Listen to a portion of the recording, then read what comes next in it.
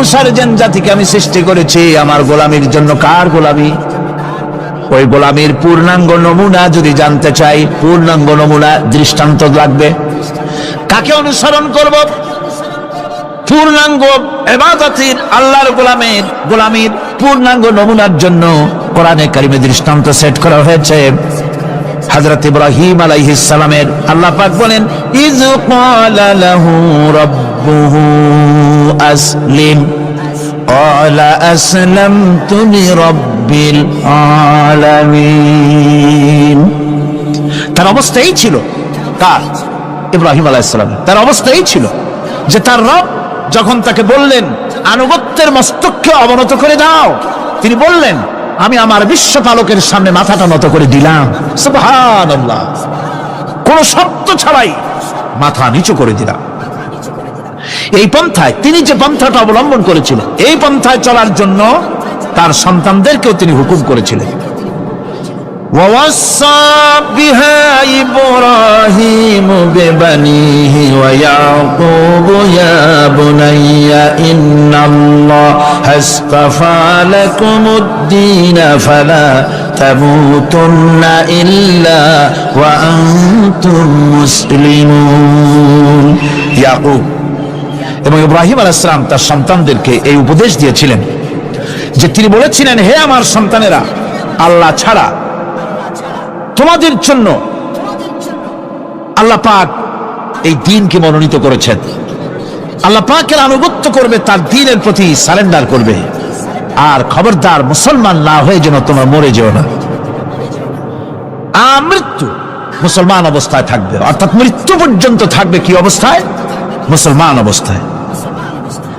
أم كنتم شهداء إذ حضر يعقوب الموت إذ قال لبنيه ما تعبدون من بعدي।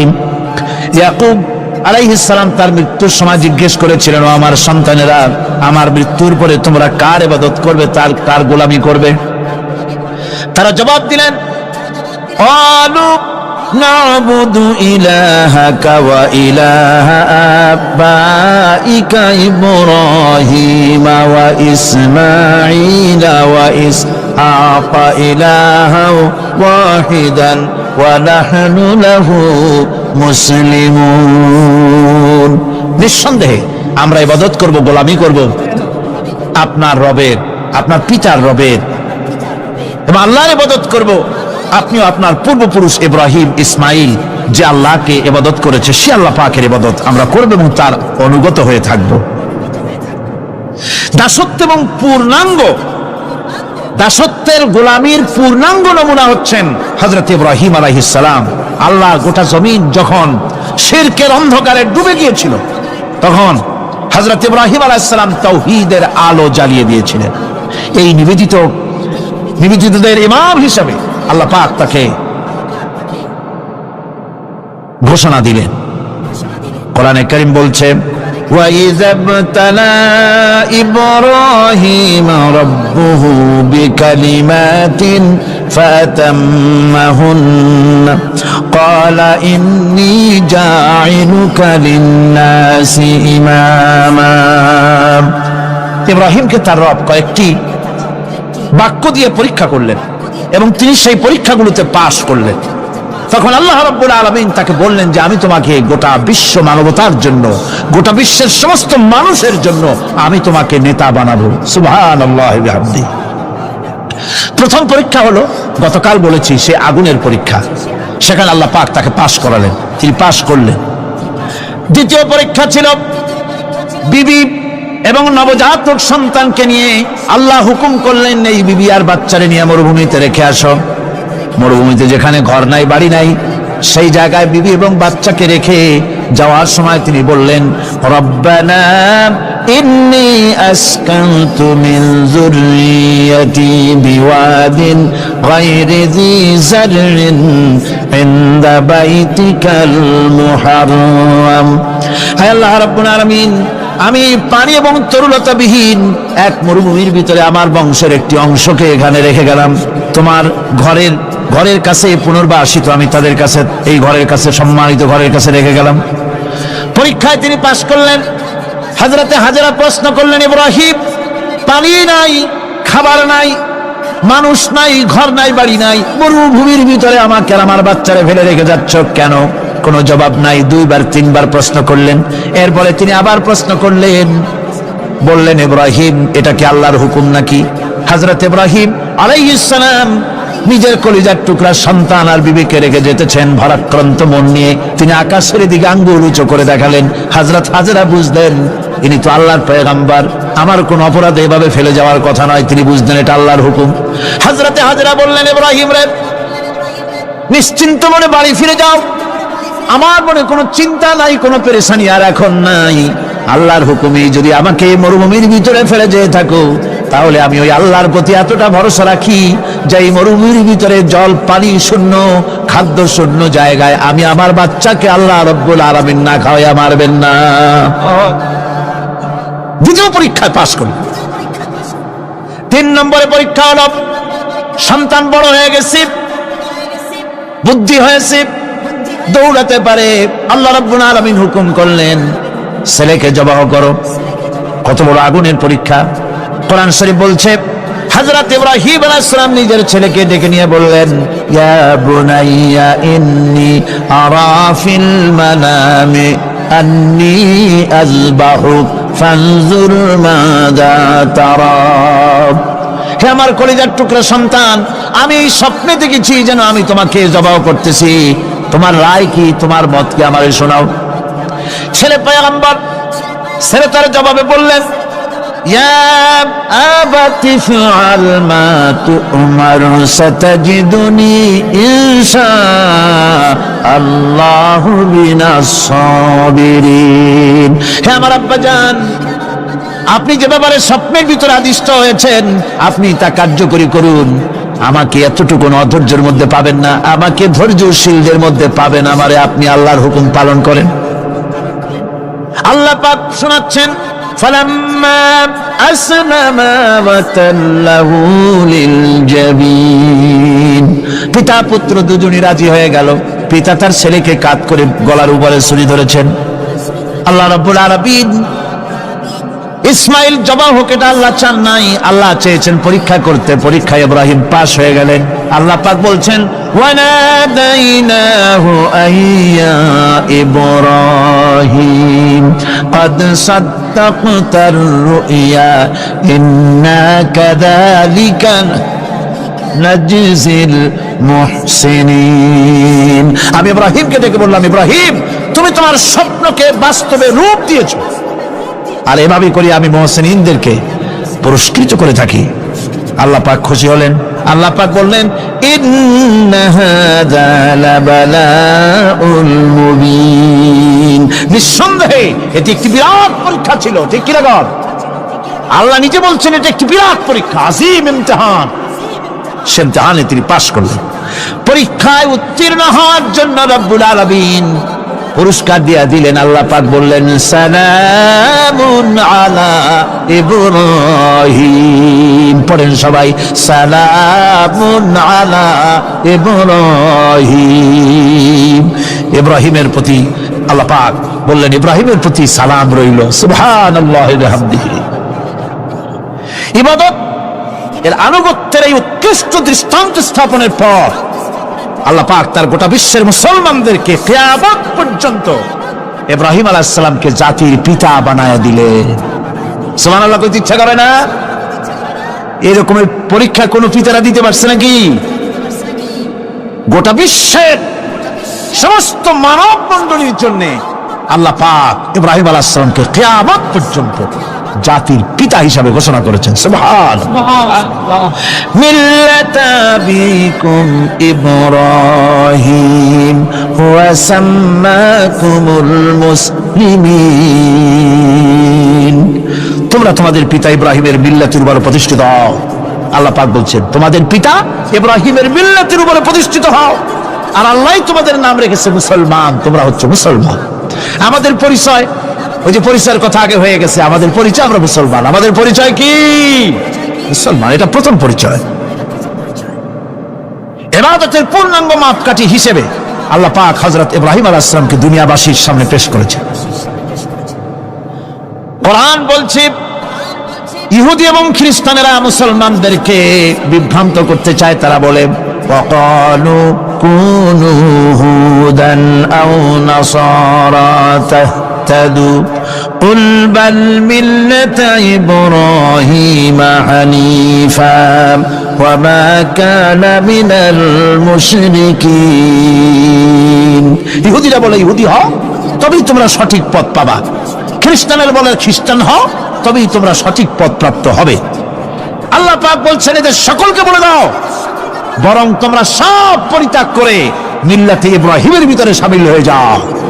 এটাই মুক্তির পথ, এটাই নাজাতের পথ, এটাই আল্লাহর পথ। সুবহানাল্লাহি ওয়া বিহামদিহি। এমনকি রাসূল কারীম সাল্লাল্লাহু আলাইহি ওয়াসাল্লামকে আল্লাহ পাক বলেছেন আনিত্তাবি' মিল্লাতা ইব্রাহিম হানিফা, চারদিক থেকে মুখ ফিরিয়ে এনে মিল্লাতে ইব্রাহিমের ভিতরে শামিল হয়ে যাও, তারই অনুসরণ করো। রাসূল কারীম সাল্লাল্লাহু আলাইহি ওয়াসাল্লাম ইবাদত বা আনুগত্যের সর্বোৎকৃষ্ট নমুনা হওয়ার কারণে ইব্রাহিম আলাইহিস সালাম সম্পর্কে হুজুর বলেছেন ইন্না ইব্রাহিমা খায়রুল বারিয়া, রাওয়াহু মুসলিম। রাসূল সাল্লাল্লাহু আলাইহি ওয়াসাল্লাম বলেছেন ইব্রাহিম হচ্ছেন জগতের সর্বোত্তম ব্যক্তি। সুবহানাল্লাহ। সুতরাং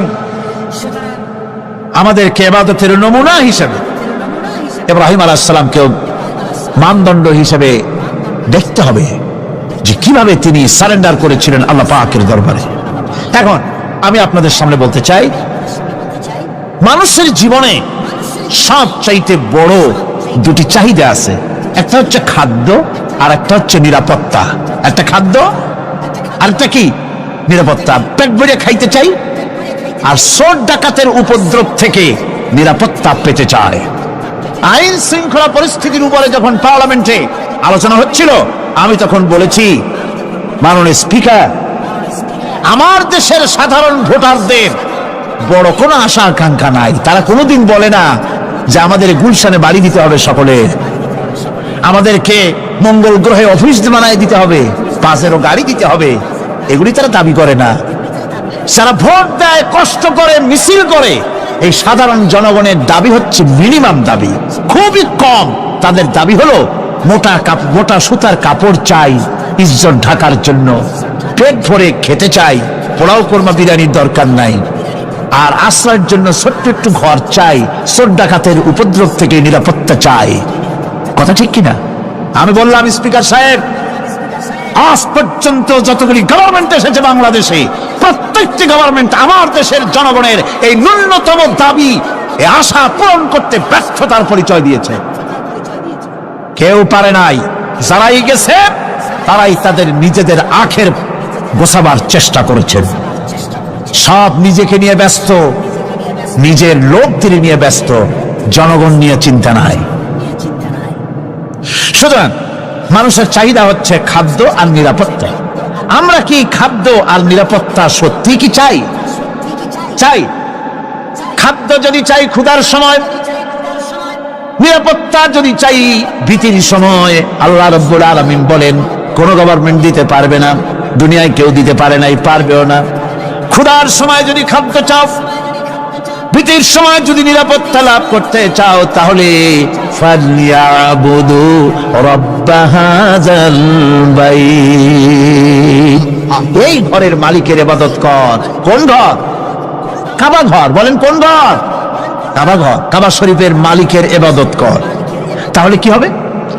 আল্লাযী আত'আমাহুম মিন জু'ইন ওয়া আমানাহুম মিন খাউফ। এই ঘরের মালিকের ইবাদত যদি করো তাহলে ক্ষুধার সময় তিনি তোমাদেরকে খেতে দিবেন, আর ভীতির সময় তিনি তোমাদের নিরাপত্তা দান করবেন। এ ওয়াদা কার?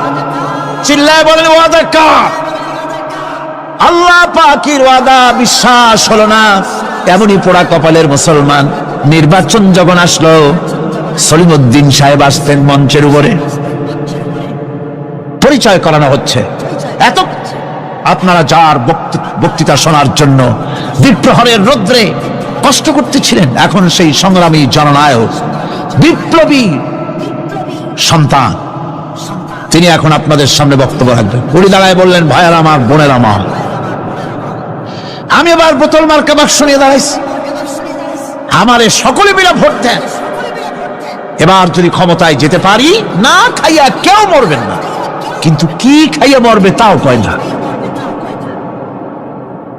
মানুষেরা এই কথাগুলি বিশ্বাস করলার সমানে ভোট দিল। হায়রে কপাল!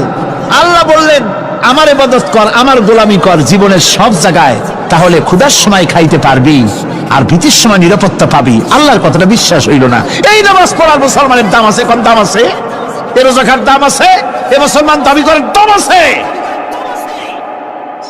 আল্লাহ রাব্বুল আলামিন তিনি পরিষ্কার করে বলছেন, এই ঘরের মালিকের ইবাদত করো, তিনি ক্ষুধার সময়ে খেতে দিবেন আর তিনি তোমাদেরকে ভীতির সময় নিরাপত্তা দান করবেন। চাউলের অভাব হবে না, পাটের অভাব হবে না, খাদ্যের অভাব হবে না, কারণ দুটি জিনিস যদি তোমরা করতে পারো খাবারের অভাব হবে না। ওয়ালাউ আন্না আহলাল কুরা আমানু ওয়াত্তাকাউ লাফাতাহনা আলাইহিম বারাকাতিন মিনাস সামাই ওয়াল আরদ। দেশের লোকেরা, জনপদের লোকেরা যদি দুইটা কাজ করে, এক নম্বরে হলো আমার উপরে ঈমান আনবে, দুই নম্বরে হলো আমাকে ভয় করার নীতি অবলম্বন করে যদি চলে, তাহলে ওই দেশের মানুষের জন্য আকাশ আর জমিনের সব বরকতের দরজা আমি আল্লাহ খুলে দেব। আল্লাহর ওয়াদা। আল্লাহ পাকের নিকট মানুষের সবচাইতে বড় দাবি কি? আল্লাহর কাছে মানুষের সবচাইতে বড় দাবি কি করতে পারেন? আল্লাহ পাকের কাছে মানুষের শ্রেষ্ঠ দাবিটা আল্লাহ নিজেই শিখাই দিয়েছেন। আমার কাছে দাবি কর, ইহদিনাস সিরাতাল মুস্তাকিম। আয় আল্লাহ, একটা সোজা, একটা সরল রাস্তা আমারে দাও, একটা সহজ পথ আমারে দাও। এই কথা সূরা ফাতিহা দাবি করার পর আল্লাহ রাব্বুল আলামিন এই অভিনন্দনের জবাবে, 7টা বাক্যের অভিনন্দনের জবাবে আল্লাহ রাব্বুল আলামিন 30 পারা কোরআন শরীফ নাজিল করে দিলেন। সূরা ফাতিহার এই সওয়ালের জবাবে আল্লাহ পাক বললেন, ওয়া আনি'বুদুনি হাযা সিরাতুম মুস্তাকিম। সোজা রাস্তা চাও, আমার গোলামি করো, ইবাদত করো। সব জায়গায় ইবাদত, গোলামি করাই লাগবে। আমার কাছে সোজা রাস্তা চাও, সোজা রাস্তা হলো আমার গোলামি করা। কার গোলামি? বেহেশতে যেতে চান? আমি আসতে গেলাম বলে আপনারও আসতে জবাব দিলেন। বেহেশতে যেতে চান? সুবহানাল্লাহ। এমন কোন মানুষ আছে নাকি যে বেহেশতে যেতে চায় না? মত করে যাইতে চায়। সবাই, আমরা সবাই বেহেশতের আশা করি, ঠিক কিনা? আল্লাহ রাব্বুল আলামিন বলেন, বেহেশতে যদি যেতে চাও তাহলেও ইবাদত করা লাগবে, ইবাদত ছাড়া জান্নাতে যাওয়া যাবে না। ফাদখুলি ফি ইবাদি ওয়াদখুলি জান্নাতি। সর্বপ্রথম আমার বান্দার মধ্যে দাখিল হয়ে যা, আমার গোলামির মধ্যে দাখিল হ, আমার গোলাম হয়, এরপরে আমার জান্নাতে চলে যা। আগে গোলাম হবি, তারপরে কোথায় যাবি? জান্নাতে যাবে। আগে গোলাম হ, আগে গোলামির খাতায় নাম লেখা, আগে সত্যিকারের আমার বান্দা হ, গোলাম, এরপরে জান্নাতে যাওয়া যাবে। জান্নাতে যাইয়া আল্লাহর সাথে কি দেখা করতে চাই? আল্লাহর সাথে দেখা করতে চাই। আল্লাহ রাব্বুল আলামিন বলেন, ফামা কানা ইয়ারজু লিকা রাব্বিহি ফালইআমাল আমালান সালিহান ওয়া লা ইউশরিক বিইবাদাতি রাব্বিহি আহাদা। তোমাদের মধ্যে যদি কেউ আল্লাহর সঙ্গে, তার রবের সঙ্গে যদি কেউ দেখা করতে চায়, তাহলে সে যেন ভালো ভালো কাজ করে, নেক কাজ করে, আর তোমার রবের সাথে অর্থাৎ আল্লাহ রাব্বুল আলামিনের সাথে ইবাদতের মধ্যে যেন কাউকে শরীক না করেন। শিরক যদি না করো, খাঁটি গোলাম, খাঁটি বান্দায় যদি পরিণত হতে পারো, কিয়ামতের দিন আল্লাহ রাব্বুল আলামিনের সঙ্গে দিদার নসিব হয়ে যাবে। এই গোলামি করব কতদিন? কতদিন গোলামি করব? এই প্রশ্নের জবাবে আল্লাহ রাব্বুল আলামিন কোরআনে কারীমের মধ্যে জবাব দিয়ে দিয়েছেন, ওয়াবুদ রাব্বাকা হাত্তা ইয়াতিয়াকাল ইয়াকিন। মৃত্যু পর্যন্ত, যতক্ষণ না নাক দিয়ে শেষ প্রশ্বাসটি, নিঃশ্বাসটি বেরিয়ে যাচ্ছে, ততক্ষণ পর্যন্ত আনুগত্য, গোলামি শব্দ হবে কার? জোরে চিল্লায় এখন কার? এই গোলামি জীবনের সব ক্ষেত্রে করতে পারলে আমরা মুসলমান, আর করতে না পারলে মুসলমান নামে মুনাফিক। না পারলে কি মুনাফিক। বন্ধুগণ, ইয়াকা না'বুদু পর্যন্ত বলে ওয়া ইয়াকা নাস্তাইনের কথাটা শোনাচ্ছি। সূরা ফাতিহার ভিতরে আমরা পড়ি, পড়েন আমার সাথে, ইয়াকা না'বুদু ওয়া ইয়াকা নাস্তাইন। হে আল্লাহ, একমাত্র তোমার গোলামি করি আর একমাত্র তোমার কাছে সাহায্য চাই, তুমি ছাড়া কারো কাছে সাহায্য। এটা কি ঠিক? এটা কি আমাদের মনের কথা, ইমানের কথা? আল্লাহ করুন, আল্লাহ করুন, বলি আমিন। হাদিস শরীফে বলা হয়েছে, ইজা সাআলতা ফাসআলিল্লাহ ওয়া ইজা ইসতাআনতা ফাসতাইন বিল্লাহ। কিছু চাইতে হলে আল্লাহর কাছে চাও, কিছু বলতে হলে, ভিক্ষা করতে হলে আল্লাহর কাছেই ভিক্ষা করো। কার কাছে ভিক্ষা করবেন? আল্লাহর কাছে বলুন। আমার বন্ধুগণ, আমি আমার ঈমান থেকে কথা বলি, আমি আমার ঈমান থেকে কথা বলি। কোরআন এবং হাদিস পড়ে যতটুকু আল্লাহ বোঝার তৌফিক দিয়েছেন সেই কথাগুলি পেশ করার জন্য চেষ্টা করি। বন্ধুগণ, এদিক ওদিক কোনো দিকে না ঘুরে মসজিদে যান, মসজিদে গিয়ে নামাজ পড়েন আর আল্লাহর কাছে হাত পেতে আল্লাহরে বলেন। সেজদা গিয়া যখন রব্বুল আলামিনের দরবারে কিছু চাইবেন, হুজুরের কাছে জিজ্ঞেস করা হয়েছে, হুজুর, বান্দা কখন আল্লাহর নিকটবর্তী হয়ে যায়? আল্লাহর নবী বলেছেন, বান্দা যখন সেজদা দেয় তখন বান্দা একেবারে আল্লাহ পাকের কাছে চলে যায়। আল্লাহর কাছে চান, যা দরকার, ছেলে নাই, মেয়ে নাই, বউ নাই, অথবা চাকরি নাই, প্রমোশন চাই, ব্যবসায় উন্নতি চাই, যা দরকার কাকে বলবেন? মনটাকে পরিষ্কার করুন, আজকে মনটাকে সাফ করুন, সমস্ত দুর্বলতা থেকে মনকে উঠায় আনো, বিশ্বাস করুন, যা চাওয়া, যা বলা সবটা আল্লাহর কাছে। কার কাছে? আমি তার গোলাম। আমি কার গোলাম? আল্লাহ ছাড়া কারো কাছে আমার অভিযোগ তুলবো না, সবটা বলবো আল্লাহর কাছে।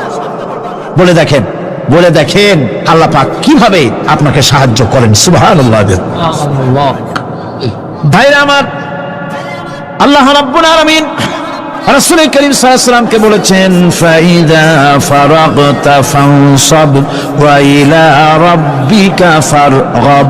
যখন তুমি খালি হাত হয়ে যাবে, দাঁড়িয়ে যাবে এবং তোমার রবের কাছে মিনতি জানাবে, কিছু যখন থাকবে না, তোমার রবের কাছে দাঁড়ায় যাও আর তার কাছে মিনতি জানাও, তোমাকে আল্লাহ ভরপুর করে দিবেন। ভান্ডের কোনো অভাব নাই। আমাদের ভান্ড হচ্ছে যত দেব তত কমবে, আর আল্লাহর ভান্ড যত দেয় তত সমান সমান থাকে, মোটেই কমে না, মোটেই কমে না। সুতরাং দয়াল বাবা, বাবাজান, কেবলাজান বাবা কি যে কবে আর কি করবে দিশা করতে পারে না। গান বাজনা, তারপরে গোসল শরীফ, কি জানি হাবিজাবি শরীফ, কোন শেষ নাই, বেদাত দিয়ে ভরে গেছে। এগুলো বিশ্বাস করবেন না, বিদআত খারাফা, এর সাথে মুসলমানের কোন সম্পর্ক নাই। গান বাজনার সাথে মুসলমানের কোন সম্পর্ক। হাতে কতগুলো ঢোল নিয়ে তারপরে মাজারের কাছে গিয়ে ঢোল বাজায়, কবরের কাছে, মাথায় কতগুলো চুল, দাঁতে ময়লা, মোজগুলা ঠোঁট দুইটা ঢাইকিয়া দাড়ির কাছে এসে পড়ছে। হায় হায় রে, এই রকমের মোষ আমি মাঝে মধ্যে চিন্তা করি যে দই খায় কেমনে এরা। গাঁজা মদ খাইয়া এগুলো মাজার মধ্যে গিয়ে পড়ে থাকে, আর কি জানি আছে ওইটারে ঘষে আর বলে মদিনা যাব কেমনে, মদিনা যাব কেমন। তুই মদিনা যাবি কেমনে? মদ খেয়ে গাঁজা খেয়ে তুই যাবি মদিনা? একটা কথা হইলো? তোর নাপাক কদম আল্লাহ পাকের আরতে মুকদ্দাসে উঠতে পারে না। বদকার, জিনাকার, শারাবি, কাবাবি আল্লাহ পাকের নাফরমান। কতগুলা শালু কাপড় গায়ে দিয়া, মাথায় কতগুলা চুল রাখিয়া, তারপরে গ্রামের নামে শরীফ। আশ্চর্য কথা, এই গ্রামের নাম শরীফ, ওই গ্রামের নামের মাথায় গিয়া শরীফ। শরীফ তো মক্কা শরীফ, মদিনা শরীফ, কোরআন শরীফ, হাদিস শরীফ। আর শরীফের দরকার নাই। শরীফের জাত মারছে গ্রামে গ্রামে শরীফ লাগাইয়া, কর্ণফুলী শরীফ, চন্দ্রকোনা শরীফ। আশ্চর্য কথা, শরীফ শব্দের একটা ইজ্জত থাকা উচিত, ঠিক কিনা কন? আপনাদেরকে সতর্ক হতে হবে। আনুগত্য এবং গোলামি সকল ব্যাপারে আল্লাহ পাকের করতে হবে। চাইতে হবে কার কাছে? আল্লাহর কাছে। আমার এই কথা আপনাদের মনে আছে কিনা জানি না। সম্রাট শাহজাহানের সময় এক ফকির এক ভিক্ষুক ভিক্ষা করে বেড়াতো, 70-80 বছর বয়স হয়ে গিয়েছে। এক লোক বলছে, সারা জীবন তো তোমার ছোটবেলা থেকে ভিক্ষা করতে দেখলাম। সে বলল, মানুষে দেয় তো 2 পয়সা 1 পয়সা, ভিক্ষা ছাড়া করবোটা কি? লোকটি বলল, তোমার একটা পরামর্শ দেই, একদিন সম্রাটের কাছে গিয়ে যে দেখো, একবারে যা দেবে খাইয়া কুলাইতে পারবে না। সম্রাট শাহজাহান কোথায় আছে এখন? দেখো গিয়া মসজিদে আছে। লোকটি মসজিদের বাইরে গিয়ে দেখে সম্রাট একা হাত তুলে বসে আছে, চোখ থেকে পানি পড়তেছে দরদর করে, দাড়ি ভিজে জামায় পড়তেছে, বহুক্ষণ দাঁড়িয়ে আছে। এরপরে সম্রাট তার মুনাজাত শেষ করে বেরিয়ে আসছেন। ফকিরের সঙ্গে দেখা, ফকির বলল, আসসালামু আলাইকুম। তিনি বললেন, ওয়ালাইকুম আসসালাম ওয়া রাহমাতুল্লাহ। ফকির রওনা করেছে। বাদশা বলছে, তুমি তো একজন ভিক্ষুক মানুষ বলি মনে হয়, আমার কাছে তো কেউ কিছু না চাইয়া যায় না, তুমি যে কিছু না চেয়েই চলে যাচ্ছ। ভিক্ষুক বলছে, জাহাপানা, সত্যি কিছু চাইতে এসেছিলাম আপনার কাছে, কিন্তু আপনার অবস্থা দেখে আমার জ্ঞানের চোখ খুলে গেছে। আমি দেখতে পেলাম, আমি যে সম্রাটের কাছে ভিক্ষা চাইতে আসলাম, আমি তো শুধু তাকায় আছি, আমি তো কান্দি না, বরং আমি যার কাছে চাইতে এসেছি তিনি আমার চাইতে আরো নগণ্য ভিক্ষুকের মতো হয়ে কার কাছে যেন হাত পেতে চোখের পানি ফেলে কান্দে। মনে মনে ভাবলাম, সম্রাট কান্দে যে সম্রাটের কাছে, ওই আল্লাহ সারা জীবনে কারো কাছে কিছু চাইব না। আল্লাহর কাছে চাওয়ার অভ্যাস করুন, তিনি দিতে পারেন, সবকিছু তার আছে। এই বিশ্বাস মনের ভিতরে জমাতে হবে, তাহলেই সত্যিকারের মুসলমান আমরা হব। আল্লাহ পাক সত্যিকারের গোলাম আমাদেরকে বানাবেন, আমরা বলি আমিন। মুনাফিকদের আর একটা চরিত্র হলো, তারা যদি আজান শুনতে পায়, আজান এবং নামাজ সম্পর্কে তারা কটূক্তি করে, আজান এবং নামাজ সম্পর্কে তারা কটূক্তি করতে থাকে। এটা হলো মুনাফিকদের আর একটা চরিত্র। আল্লাহ রাব্বুল আলামিন বলেন, ওয়াইদা নাদাইতুম ইলাস সালাতি ইত্তাখাযুহা হুজওয়ান ওয়া লাইবান। যখন আজান তারা শোনে, যখন নামাজের দিকে তাদেরকে ডাকা হয়, তখন তারা ঠাট্টা করে, বিদ্রুপ। আরেকটি চরিত্র হলো, সমাজের ভিতরে অশ্লীলতা বাড়াবার জন্য তারা প্রচেষ্টা চালায়। ইন্নাল্লাযীনা ইউহিব্বুনা আন তাশিআল ফাহিশাতু ফিল্লাযীনা আমানু লাহুম আযাবুন আলীম। ঈমানদার লোকদের মধ্যে অশ্লীলতা এরা বেশি করে ছড়াবার জন্য চেষ্টা করে, মানুষকে দুশ্চরিত্র বানাবার জন্য তারা চেষ্টা করে। এইভাবে করে রেডিওর মাঝে, সিনেমার ভিতরে, গানের মাধ্যমে, যাত্রার মাধ্যমে, পত্রপত্রিকার মাধ্যমে নানান ভাবে চেষ্টা চালায় যাতে করে মুসলমানদের মধ্যে চরিত্রহীনতা বাড়তে থাকে, শয়তানি বদমাশি বাড়ে, মানুষ চরিত্রবান হতে পারে এমন কিছু প্রদর্শিত হবে না, বরং প্রদর্শিত হবে মুনাফিকরা চেষ্টাই চালাবে যাতে করে মানুষের দ্বীন ও ঈমান নষ্ট হতে পারে, সেগুলি তারা করতে থাকবে। এগুলি হলো মুনাফিকের চরিত্র। এগুলি কি চরিত্র? পাপের কাজ যদি দেখে তড়িৎ গতিতে ওরা ঝাঁপিয়ে পড়ে। কোরআনে কারিমে রব্বুল আলামিন বলেন, ওয়া তারা কাসীরাম মিনহুম ইউসারিউনা ফিল ইসমি ওয়াল উদওয়ান। মুনাফিকদের চরিত্র এটাও যে তারা যখনই সুযোগ পায় তখনই খারাপ কাজের দিকে, মন্দ কাজের দিকে ঝাঁপায় পড়ে এবং মানুষদেরকে মন্দের দিকে, গুনাহের দিকে, জুলুমের দিকে, অত্যাচারের দিকে তড়িৎ গতিতে তারা ঝাঁপায় পড়ে। এটা হলো তাদের কাজ। মুনাফিকদের আর একটা চরিত্র হচ্ছে, তারা যদি নামাজ পড়তে দাঁড়ায়, নামাজ তারা পড়ে মানুষকে দেখাবার জন্য, আল্লাহকে খুশি করার জন্য মুনাফিকরা নামাজ পড়ে না। কোরআনে কারিমে বলা হচ্ছে, ওয়াইদা কামু ইলাস সালাতি কামু কুসালা ইউরাউনান নাস। মুনাফিকদের চরিত্র হচ্ছে তারা নামাজে যায় না, যদি যায় তাহলে নামাজের মধ্যে দাঁড়ায় কাহিনী এবং চুস্তি অবস্থায়, নামাজের মধ্যে দাঁড়ায় ইদিক উদিক তাকায়, টুপিটা ঠিক করে, জামাটায় টান দেয়, বগলে চুলকায়, তারপরে নামাজের মধ্যে ইমামকে সতর্ক করে। ইমাম যদি তাশাহুদ পড়তে দেরি করে, ওর নিজের পড়া আগে হয়ে গেছে, ইমাম একটু দেরি করতেছে, তো পিছন থেকে সিগন্যাল মারে। এগুলি নামাজ হচ্ছে। আল্লাহ পাক বলছেন, ইউরাউনান নাস, এরা মানুষকে দেখাবার জন্য নামাজ পড়ে, এগুলি আসল নামাজ নয়, এগুলি আসল নামাজ নয়, আল্লাহকে সন্তুষ্ট করার জন্য নয়, এগুলি মানুষকে দেখাবার জন্য তারা নামাজ পড়ে। আমার ভাইরা, ইসলামের চরিত্রগুলি, কাজগুলি তারা করতে চায় না। সব সময়ের জন্য ইসলামের সঙ্গে বিরোধিতা করা এবং ইসলামের অপব্যাখ্যা করা, এগুলি হচ্ছে এই মুনাফিকদের চরিত্র, মুনাফিকদের কাজ। মুনাফিকরা চিরটা কাল এভাবে মুসলমানদের সঙ্গে খারাপ ব্যবহার করে এসছে এবং নিজেরা জাহান্নামের পথকে এভাবে তারা করে নিয়েছে।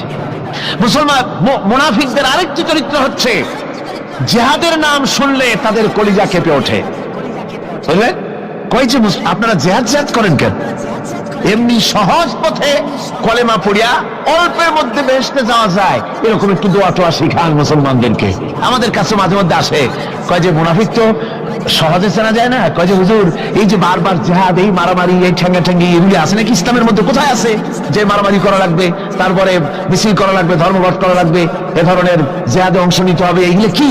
এগুলি বাদ দিয়া সহজভাবে, শান্তভাবে যাতে করা যায়, অল্প অল্প ছোট ছোট দোয়া শিক্ষা দেন যাতে করে সহজে বেহেশতে চলে যাওয়া যায়। আমি বলছি, ভাই, রাসূলুল্লাহ এরকম আমাদের শিখান নাই যে এরকমের সূরাগুলি বেহেশতে যাওয়ার জন্য আবিষ্কার করে দেব। ছোট্ট একটা দোয়া পড়বেন, আরবে বেহেশত আপনার মামুরির বারান্দা যাই কলা খাওয়া শুরু করলেন। এত সহজে বিষয়টা আসবে? বিষয়টা খুবই কঠিন। আল্লাহ রাব্বুল আলামিন বলেন, মুনাফিকদের চরিত্র হলো জিহাদের নাম যখন তারা শোনে, জিহাদের নাম শোনা মাত্রই তাদের কলিজা কেঁপে ওঠে।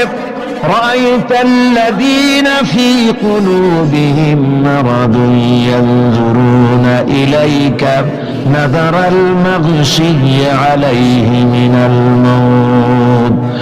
যখনই তাদের অন্তঃকরণ নেফাকের রোগে ভরা, নেফাকের রোগ তাদের কেমন ভাবে পেয়ে বসেছে যে ওরা এমন ভাবে তাকায় থাকে আপনার দিকে, রাসূলুল্লাহর দিকে এমন ভাবে তারা তাকায় থাকে যে জিহাদের কোনো কথা বলে ফেলে নাকি। জিহাদের কথা যদি আসে তাহলে তো সর্বনাশ।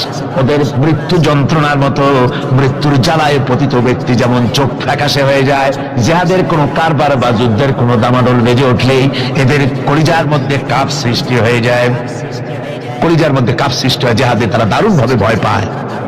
মুমিনদের উল্টা। মুমিনদের হলো জিহাদের নাম শুনলে তাদের কলিজার মধ্যে ফুর্তি আসে। তার কারণ হচ্ছে জিহাদের ময়দান হচ্ছে এমন এক ময়দান, আল জান্নাতু তাহতা যিলালিস সায়ুফ, বেহেশত হচ্ছে তরবারির ছায়াতলে। এই রাস্তায় যদি মরতে পারি, জীবনে তো বহুত গুনাহ করছি, বেহেশতে যেতে পারবো কিনা আল্লাহই জানে, কিন্তু এই একটা পথ, এইখানে যদি জানটা দিতে পারি, বিনা হিসাবে আল্লাহ জান্নাতে চলে যেতে পারবো। আর শাহাদাতের মত হচ্ছে পিঁপড়ায় কাটার যন্ত্রণার চাইতে বেশি কিছু না।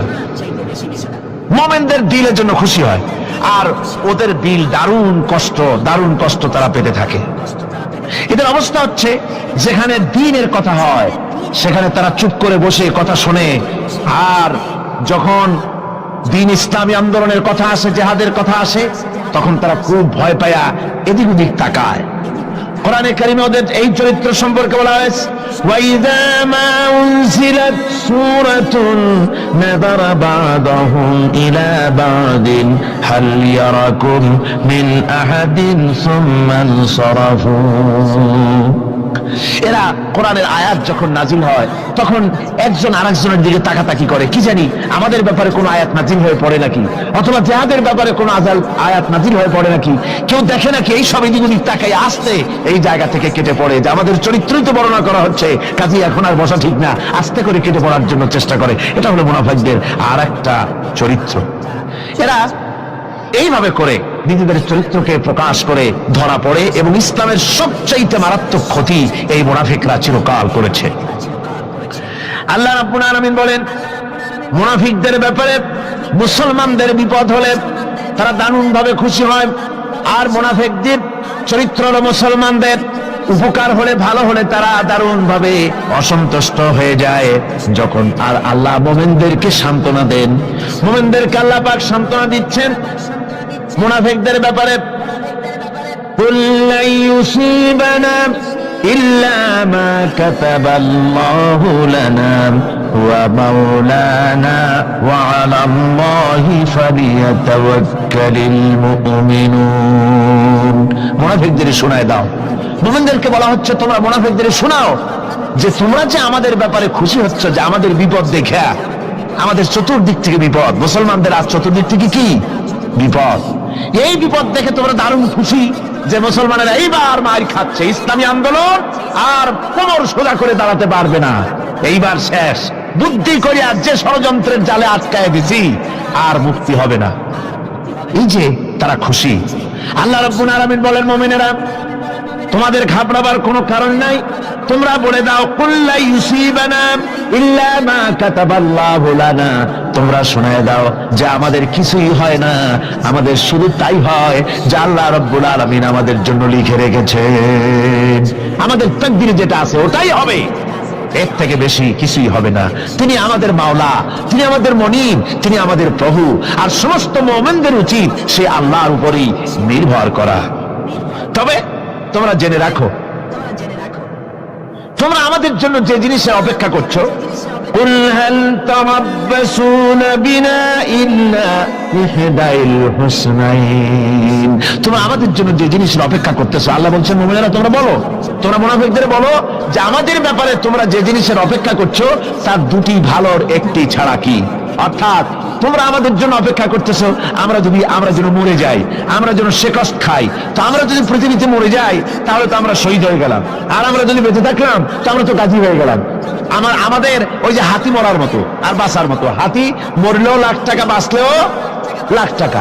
আমরা মরলে গাজী, বাঁচলে কি শহীদ। কোন দিক দিয়ে আমাদের ঠগ নাই। সুতরাং তোমরা আমাদের জন্য যে জিনিস অপেক্ষা করো তার দুটো ভালোর একটি ছাড়া কি? আর আমরা তোমাদের ব্যাপারে, তোমরা যেমন আমাদের ব্যাপারে অপেক্ষা করতেছো, আমরাও তোমাদের ব্যাপারে আরেকটা জিনিসের অপেক্ষা করছি। ওয়া নাহনু নাতারাব্বাসু বিকুম আইয়ুসিবাকুমুল্লাহু বিআযাবিন মিন ইনদিহি আও বিআইদিনা, আমরাও তোমাদের জন্য অপেক্ষা করতেছি একটা জিনিসের। তোমরা আমাদের জন্য দুটি জিনিস অপেক্ষা করো, আমরাও তোমাদের জন্য দুটি জিনিস অপেক্ষা করছি। তা হচ্ছে তোমাদের শাস্তিটা আল্লাহ নিজে দিবেন না আমাদের হাত দিয়ে দেওয়াবেন, আমরা সেইটার অপেক্ষা করতেছি। ফাতারাব্বাসু ইন্না মাআকুম মুতারাব্বিসুন, সুতরাং তোমরা অপেক্ষা করতে থাকো, আমরা অপেক্ষা করতে থাকি। ব্যাপারটা কোথায় গিয়ে দাঁড়ায় আসো আমরা সকলে তা লক্ষ্য করি। সুতরাং এই মুনাফিকদের এই হচ্ছে চরিত্র, চিরকাল ইসলামের সঙ্গে বিরোধিতা করা, মুসলমানদের সাথে ঠাট্টা বিদ্রুপ করা, এটাই হচ্ছে তাদের চরিত্র। এই চরিত্র দিয়েই তারা ইসলামকে চিরকাল ক্ষতিগ্রস্ত করে এসেছে। রাসূল পাক সাল্লাল্লাহু আলাইহি ওয়াসাল্লাম এই মুনাফিকদের সম্পর্কে বলেছেন যে মুনাফিকরা হচ্ছে ইদা হাদা গাদারা, যখন তারা ওয়াদা করে সে ওয়াদাকে তারা খেলাফ করে, এটা হচ্ছে মুনাফিকদের একটা চরিত্র। তারপরে তাদের কাছে কোনো জিনিস আমানত রাখলে, ইদা উত্তুমিনা খানা, যখন আমানত রাখা হয় সে আমানতের তারা খিয়ানত করে। তারপরে যখন তারা ঝগড়ায় লিপ্ত হয় তখন তারা পরস্পরকে গালাগালি করে। আর যদি তারা কথা বলে, কথার মধ্যে কথায় কথায় তারা মিথ্যে কথা বলে। এই হচ্ছে মুনাফিকদের চরিত্র। এরপরে মুনাফিকরা শুধু রুজি রুটি আর পেট নিয়েই তারা ব্যস্ত থাকে। মুনাফিকদের এই চরিত্র কোরআন এবং হাদিসে আল্লাহ রাব্বুল আলামিন স্পষ্ট করে মানুষের সামনে তুলে ধরেছেন, যাতে করে আমরা মুনাফিকি চরিত্র থেকে রক্ষা পেতে পারি।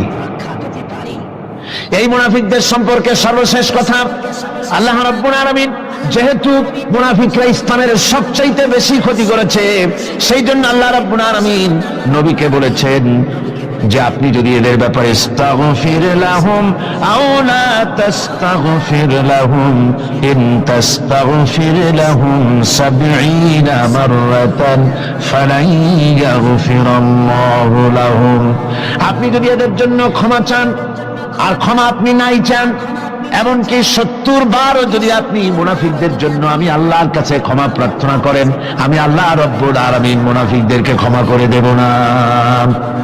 মুনাফিক হচ্ছে চরমভাবে ক্ষতিগ্রস্ত, দুনিয়াও ক্ষতিগ্রস্ত হবে, আখিরাতেও তারা ক্ষতিগ্রস্ত হবে। আল্লাহ পাকের কত বড় কথা যে কিয়ামত পর্যন্ত মুনাফিকদের জন্য হুজুর সাল্লাল্লাহু আলাইহি ওয়াসাল্লামকে বলা হচ্ছে যে ৭০ বারও যদি তাদের জন্য আপনি আমার কাছে ক্ষমা চান, আমি মুনাফিকদেরকে কখনো ক্ষমা করব না। সুতরাং আমাদেরকে বুঝতে হবে মুনাফিকি চরিত্র সবচেয়ে নিকৃষ্ট চরিত্র, আর এই চরিত্রে আল্লাহ পাক সবচেয়ে বেশি অসন্তুষ্ট হন। আল্লাহ পাক তাই বলছেন, কাবুরা মাকতান ইনদাল্লাহি আন তাকুলু মা লা তাফআলুন, আল্লাহর কাছে সবচাইতে বেশি ক্রোধ উদ্রেককারী এই ব্যাপারটাই যে তোমরা যা বলো তা তোমরা করো না, এটা বড় মারাত্মক ব্যাপার, আল্লাহ এটাকে সহ্য করেন না। সুতরাং মুমিনদেরকে আয়াত থেকে শিক্ষা গ্রহণ করতে হবে, মুনাফিকি ছাড়তে হবে, আনুগত্য করতে হবে, সবটাই আল্লাহর। কার আনুগত্য হবে? আল্লাহ এবং রাসূলের আনুগত্য জীবনের সকল ক্ষেত্রেই করতে হবে। এটাই মুসলমানদের জন্য ঈমানের সবচেয়ে বড় দাবি। তারপরে রব্বুল আলামিন বলেন, ইন্নাল্লাহা ইউহিব্বুল্লাযীনা ইউকাতিলুনা ফি সাবিলিহি সাফফান কাআন্নাহুম বুনিয়ানুম মারসুস। আল্লাহ পাক বলছেন, আল্লাহ নিশ্চয়ই ভালোবাসেন সেই সব লোকদেরকে যারা কাতারবন্দী হয়ে আল্লাহর রাস্তায় লড়াই করে, সীসা ডালা প্রাচীরের মতো ইস্পাত কঠিন দৃঢ় হয়ে যারা কাতারবন্দী হয়ে সুসংবদ্ধ হয়ে আল্লাহর জন্য যারা লড়াই করে। এখানে বলা হচ্ছে যে লড়াইটা হবে আল্লাহর জন্য, সংগ্রাম হবে কার জন্য? ইউকাতিলুনা ফি সাবিলিহি। লড়াই কিন্তু কখনোই, লড়াইটা কখনই দেশ দখল করা, দেশ দখল করা তা আবার মানুষের তৈরি করা আইন কানুন প্রতিষ্ঠার জন্য দেশ দখল করার সংগ্রাম, মানুষের তৈরি করা মতবাদকে প্রতিষ্ঠা করার সংগ্রাম, এই জাতীয় যত রকমের সংগ্রাম আছে, যত রকমের জিহাদ আছে, এই সমস্ত সংগ্রামকে, লড়াইকে ইসলাম জায়েজ করে না। এগুলি মুসলমানদের জন্য একদম নিষিদ্ধ। মুসলমানরা লড়াই করবে কেবলমাত্র আল্লাহর রাস্তায়, ফি সাবিলিহি, জিহাদ ফি সাবিলিল্লাহ ওয়া তুজাহিদুনা ফি সাবিলিল্লাহ। লড়াই হবে কার পথে? সবে চিল্লায় বলেন, লড়াই কার পথে? লড়াই কি? জিহাদ কি? জিহাদ এই নয় যে আপনি লাঠি ঠেঙ্গা নিয়ে তারপরে বাইর হবেন আর হিন্দু খ্রিস্টান যেখানে পাবেন সমানে মারিয়া শেষ করে ফেলাবেন। এর নাম জিহাদ নয়। জিহাদ হচ্ছে আল্লাহর রাস্তায় সংগ্রাম করা, লড়াই করা। সেই লড়াইটা কি? যে কোনো উদ্দেশ্যকে সফল করার জন্য প্রচেষ্টা চালানো, প্রাণান্তকর প্রচেষ্টা চালানো, ওই প্রচেষ্টার নামই হচ্ছে কি? জিহাদ। সুতরাং এই জিহাদটা হবে আল্লাহর রাস্তায়, সংগ্রাম হবে আল্লাহর রাস্তায়। কি উদ্দেশ্যে? দ্বীন প্রতিষ্ঠার উদ্দেশ্যে। কোরআনে কারিমে রব্বুল আলামিন বলেছেন, আল্লাযীনা আমানু ইউকাতিলুনা ফি সাবিলিল্লাহ। যারা নাকি ঈমানদার তারা লড়াই করে আমি আল্লাহর রাস্তায়, আমি আল্লাহর পথে, তারা লড়াই করে, সংগ্রাম করে আমার দেওয়া জীবন ব্যবস্থা প্রতিষ্ঠার জন্য। ওয়াল্লাযীনা কাফারু ইউকাতিলুনা ফি সাবিলিত তাগুত।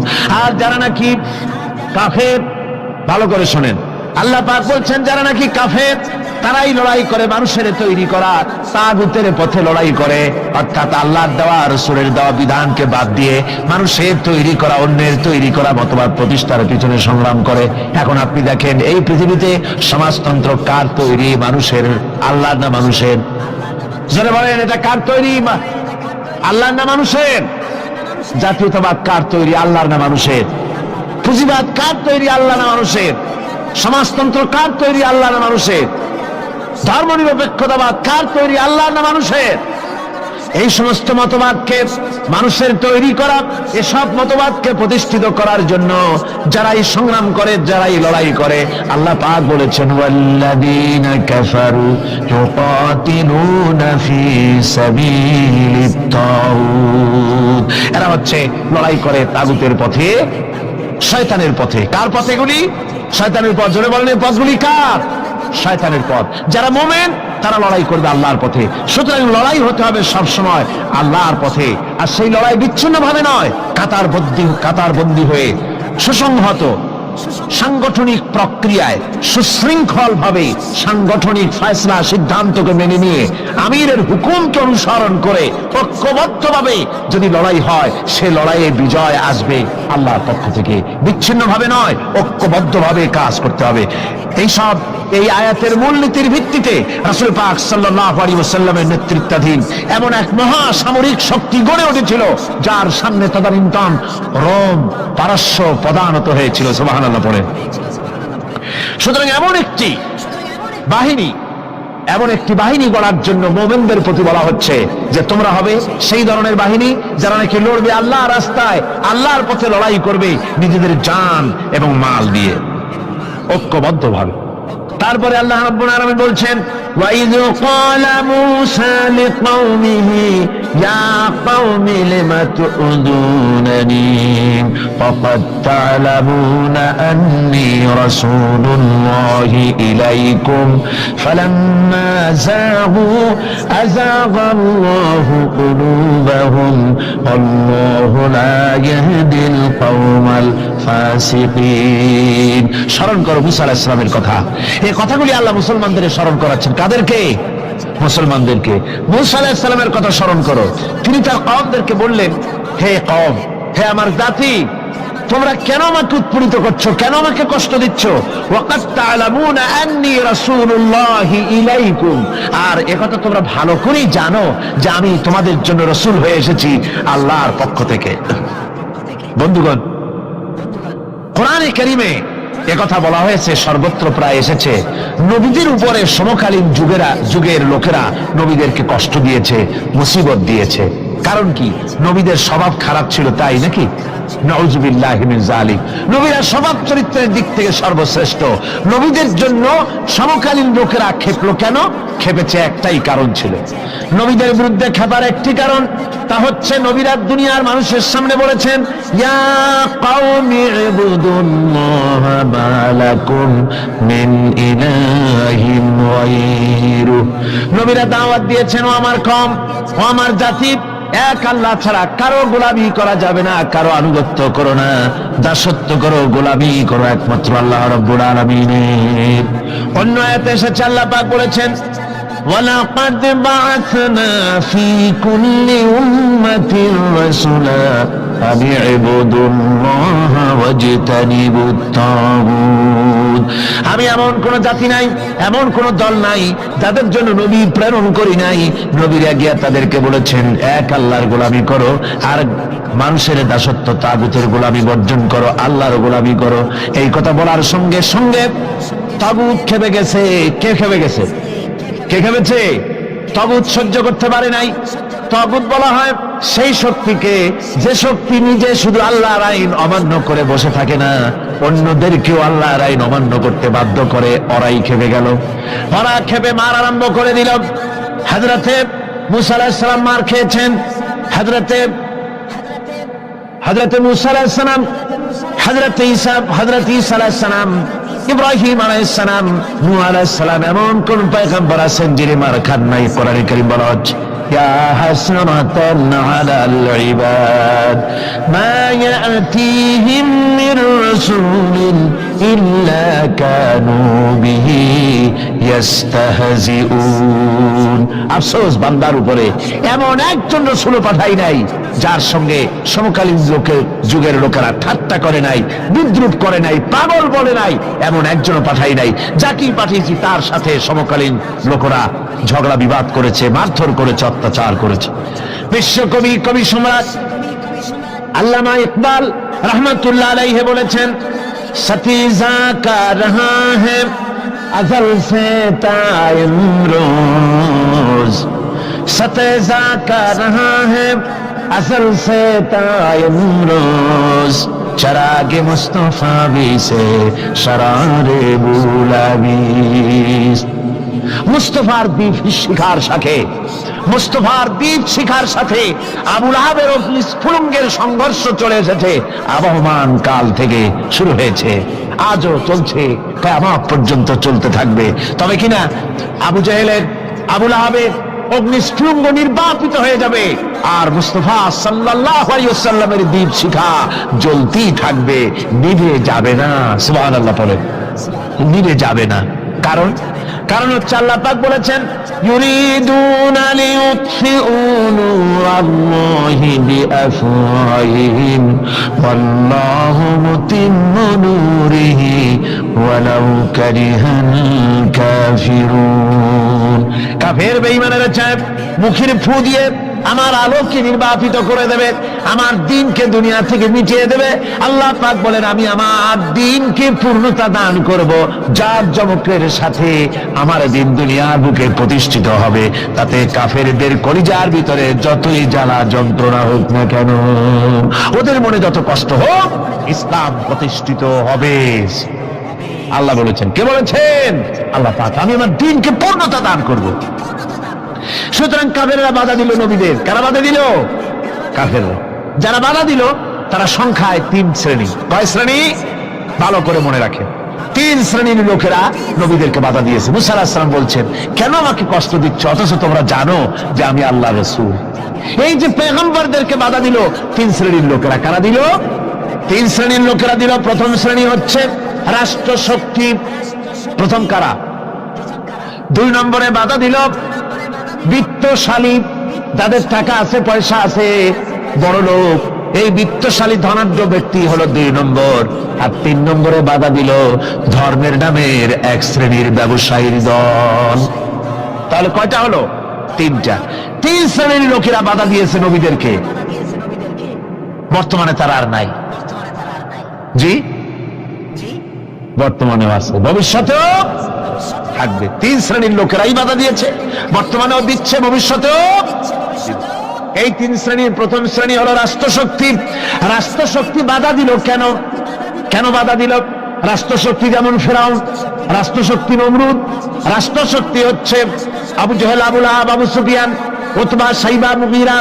এরা বাধা দিল, রাষ্ট্রশক্তি বাধা দিল। বাধা দেওয়ার কারণ হলো রাসূলুল্লাহ বলেছেন, নবীরা বলেছেন, তারা বলেছেন সবাই, ইয়া কওমি ইবুদুল্লাহ মা লাকুম মিন ইলাহিন গায়রু।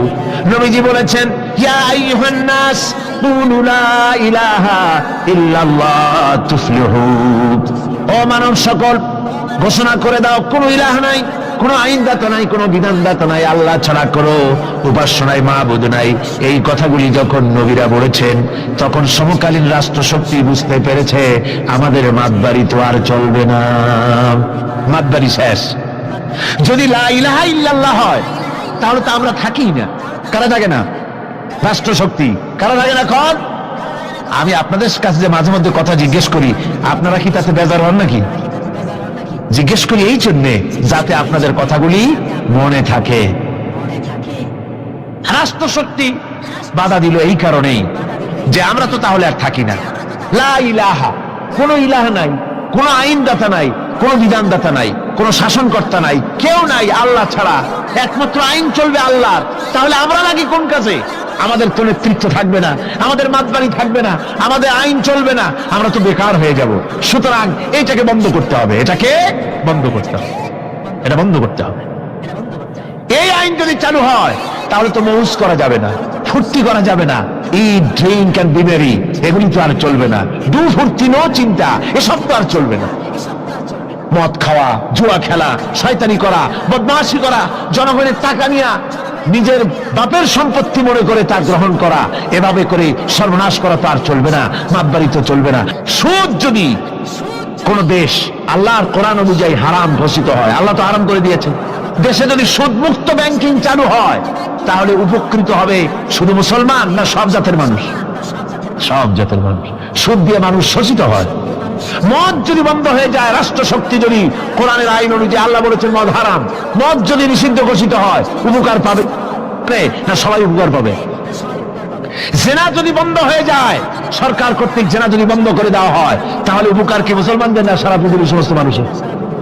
পর্দা করা ফরজ, এই পর্দা প্রথা যদি চালু হয় তাহলে নারীর ইজ্জত রক্ষা হবে শুধু মুসলমানদের না সারা পৃথিবীর সমস্ত নারীর?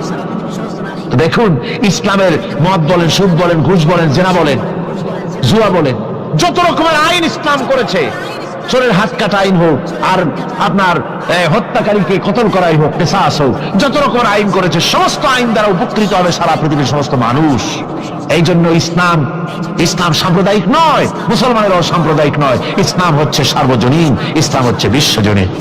আজকে রাষ্ট্রশক্তি 1 নম্বরেই বাধা দেয় তাদের ক্ষমতাকে টিকিয়ে রাখার জন্য, ক্ষমতাকে কুক্ষিগত করার জন্য, হারাম ভাবে, অবৈধভাবে সরকারের জনগণের মালকে, সম্পদকে ভক্ষণ করার জন্য, নিজেদের ফুর্তি, নিজেদের মনের চাহিদা, নিজেদের নফস এবং প্রবৃত্তি অনুযায়ী চলার জন্য তারা এই নিজেদের ক্ষমতাকে টিকিয়ে রাখার জন্য ইসলামকে চিরকাল তারা বাধা দিয়ে এসছে। 2 নম্বরে বাধা দিয়েছে যারা, সেটা হচ্ছে কি? বিত্তশালী ধনী ব্যক্তিরা, বিত্তশালী ধনাঢ্য ব্যক্তিরা, ওরাই ইসলামের চিরকাল ইসলামের বাধা দিয়ে আসছে, এখনো দিচ্ছে, ভবিষ্যতে দেবে, তবে সব না। ধনী হযরত ওসমান রাদিয়াল্লাহু তাআলা আনহু ধনী ছিলেন, ওই রকম ধনী ব্যক্তি এখন আলহামদুলিল্লাহ কিছু কিছু আছে যারা হযরত ওসমান রাদিয়াল্লাহু তাআলা আনহুর মতো দুহাতে সম্পদ বিলায় দেয়, নাম কামাবার জন্য না, আল্লাহর রাস্তায় দিয়ে দেয়। আছে না দুই একজন? আছে, সমাজে আছে। কিন্তু অধিকাংশ বিত্তশালী ব্যক্তিবর্গ তারা বাধা দেয় ইসলামকে। বাধা দেয় কেন? বাধা দিয়েছিল মুসা আলাইহিস সালামের জামানায়, হুজুরের জামানায় উমাইয়া বাধা দিয়েছিল। এভাবে করে প্রত্যেক যুগে বড় বড় ধনীরা তারা ইসলামকে বাধা দেয়। আল্লাহ তাদের টাকা দিয়েছে, পয়সা দিয়েছে, অবৈধভাবে তারা পয়সা নিজেরা উপার্জন করেছে। এই পয়সা দিয়ে তারা সাহায্য করে বাতিলকে, ইসলামকে সাহায্য করে না। ইসলামকে সাহায্য করে না। বাতিলকে অমুক দলের নেতা আসবে, অমুক দলের অমুক আসবে, 50,000 টাকা দিয়ে দেয়, 50,000 টাকা, 2 লাখ টাকা, 5 লাখ টাকা, অমুকের ইলেকশন তো দিয়ে গেল 5 লাখ, 10 লাখ, 20 লাখ, কোটি গানের টাকা দিয়ে গেল, 2-3 কোটি দিয়ে দিল। কিন্তু ইসলামের কোরআনের মাহফিল হবে, তাফসীর হবে, 5টা টাকা বাইরেতে কলিজাটা ছটফট করতে থাকে এইসব লোকের। ঠিক কিনা কন? ইসলামের জন্য কাজ হবে, ইসলামের জন্য কোন প্রোগ্রাম হাতে নেওয়া হয়েছে, অথবা ইসলামের জন্য নির্বাচন হচ্ছে, এই ধরনের যত রকমের প্রক্রিয়া আছে, এই প্রক্রিয়াগুলি করতে গেলে পরে তখন তাদের থেকে টাকা বের হতে চায় না, বাতিলকে সাহায্য করে চূড়ান্ত হবে, আর ইসলামকে দিতে চায় না। তার কারণ ইসলাম যদি ক্ষমতায় যায় তাহলে অবৈধ পন্থায় যেসব টাকা রোজগার করা হয়েছে এই পথগুলি বন্ধ হয়ে যাবে। তাই তাদের ভয় ইসলামের প্রতি, যেগুলি পথ যদি বন্ধ হয়ে যায় তাহলে তো আমাদের ফুর্তি আর চলবে না, মউত চলবে না, জেনা ব্যভিচার চলবে না, শয়তানি বদমাশি চলবে না। সেই জন্য তাদের টাকা দিয়ে তারা ইসলামকে দুহাতে ঠেকাবার জন্য তারা প্রচেষ্টা চালায়। কথা বুঝতে পেরেছেন? এরপরে 3 নম্বরে যারা বাধা দেয় তারা হলো ধর্মের নামের এক শ্রেণীর ব্যবসায়ী দল। ধর্মের নামের এক শ্রেণীর ব্যবসায়ী দল। এরা হচ্ছে, আল্লাহ রাব্বুল আলামিন কোরআনে কারীমের মধ্যে বলেছেন, ইয়া আইয়ুহাল্লাযীনা আমানু ইন্না কাসীরাম মিনাল আহবারি ওয়ার রুহবানি লায়াকুলুনা আমওয়ালান নাসি বিল বাতিল ওয়া ইয়াসুদ্দুনা আন সাবিলিল্লাহ। আল্লাহ রাব্বুল আলামিন বলেন, বিশ্বাসীরা শোনো, আরেক দল লোক হচ্ছে যারা আহলে কিতাবের এক শ্রেণীর পীর দরবেশ আলেম জাতীয় এক শ্রেণীর লোক, যারা নাকি আবার এবং রহবান, কোরআনের পরিভাষায় বলা হয়েছে এদের কাজ হলো মানুষের মালকে, সম্পদকে বাতিল পন্থায় ভক্ষণ করা। নিজেদেরকে জনগণের সামনে এভাবে পেশ করে যে তারাই যেন বেহেশতের এজেন্ট, তাদেরকে খুশি করতে পারলেই আল্লাহ খুশি হয়ে যাবে। এই জাতীয় একটা ভাব দ্বারা তারা মানুষের সামনে নিজেকে পেশ করে থাকে, আর ধর্মের বিভিন্ন অনুভূতি দিয়ে মানুষের কাছ থেকে টাকা পয়সা শোষণ করে নেওয়ার পথ চালু করে দেয়, সহজে বেহেশতে যাওয়ার পথ চালু করে দেয়। এ ধরনের অনেক বেদাতপূর্ণ কাজ তারা করে, আর বেদাত আর শিরকের মাধ্যমে ধর্মীয় অনুভূতি দিয়ে মানুষের কাছ থেকে টাকা পয়সা লুট করে নেওয়ার জন্য চেষ্টা করে। এই যে আপনি দেখেন বর্তমানে এই যে রজব মাস, এটা সাবান শুরু হয়েছে বোধহয়, রজব মাস চলে গেল, রজব মাস আসতে পরে খাজা বাবার মহব্বতের লোকেরা অভাব থাকে না, এমনি নামাজ পড়ে না, কিন্তু রজব মাস আসতে পরে তখন ড্যাগ নিয়ে ড্যাগের উপরে লাল কাপড় চড়াই দিয়া, শালু কাপড় চড়াই দিয়া তারপরে টাকা পয়সা রোজগার করার জন্য দারুণ ভাবে চেষ্টা করে। খাজার এত মহব্বত, নামাজ পড়ে না একক তো, বুঝলেন, নামাজ পড়ে না, খাজার দারুণ মহব্বত করে।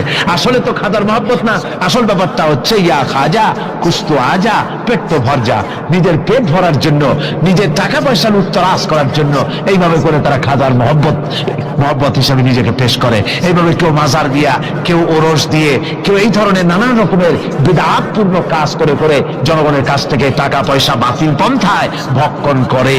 আল্লাহ পাক বলছেন, শুধু বাতিল পন্থায় জনগণের মালকে ভক্ষণ করে যদি বসে থাকতো তাও হতো, তাও না, ওয়া সুদ্দুনা আন সাবিলিল্লাহ, বাতিল পন্থায় জনগণের মাল ভক্ষণ করে, এটা হলো এক।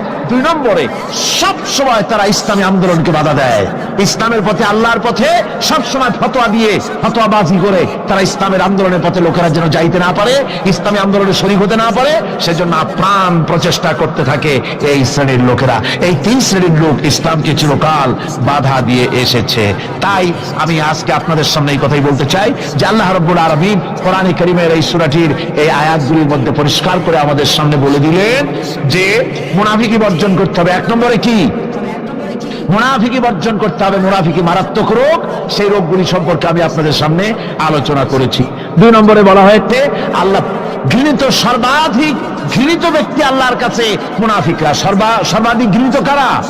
মুনাফিকরা। আর সবচাইতে আল্লাহ ভালোবাসেন কাদেরকে? যারা নাকি কাতারবদ্ধভাবে আল্লাহর রাস্তায় লড়াই করে আল্লাহর দ্বীন প্রতিষ্ঠার জন্য, তারা হলো আল্লাহ সবচাইতে বেশি প্রিয়। আর 3 নম্বরে আজকের আলোচনায় আসলো যে নবীদেরকে যেভাবে জ্বালা যন্ত্রণা দিয়েছে কাফের বেঈমানেরা, এই জ্বালা যন্ত্রণার সিলসিলা চলতেছে, চলবে। তবে মনে রেখো, বনী ইসরাঈলরা যেভাবে মুসা আলাইহিস সালাম, ঈসা আলাইহিস সালামকে বাধা দিয়ে যেভাবে বিপদগ্রস্ত হয়েছে, তোমরা মুসলমানেরা যদি নবীদেরকে এভাবে নির্যাতন করো, তোমাদেরকেও নির্যাতিত হতে হবে। আল্লাহর গজব তোমাদের উপরেও আসবে। এখন আমি মোনাজাত করব, মোনাজাতের জন্য দাঁড়ানো ভাইরা বসেন। এই যে দাঁড়ানো ভাই যত আছেন, ডানে বামে সমস্ত মুসলমান মাহফিলের মাঝখানে যারা দাঁড়াইছেন, সব বসুন। এক মুহূর্তের ভিতরে বসে পড়ুন, মোনাজাতে শরীক হন। সমস্ত মুসলমান ভাইরা যার যার জায়গায় বসে মোনাজাতে শরীক হয়ে যান। মোনাজাতের পর আজান হবে, এশার নামাজ বা জামাত আপনারা আদায় করে যাবেন। এত বড় জামাত যেন কেউ নষ্ট করবেন না। আপনাদের মাহফিলে আসা, বসা, শোনা সবটাই বরকতপূর্ণ হবে যদি জামাতে নামাজ আদায় করে যান। আর জামাত ছেড়ে যাওয়া, এটা কোরআনে কারীমের মাহফিলে শুনতে এসে জামাত না পড়ে যাওয়া, এটা একটা দারুণ বেদরকতি হবে।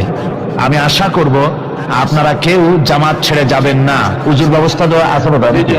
উজুর ব্যবস্থা আছে, উজু না থাকলে উজু করে নেবেন। মোনাজাত শেষ হওয়ার সাথে সাথে যাদের উজু নাই, উজু করে আসবেন। আল্লাহুম্মা আমিন।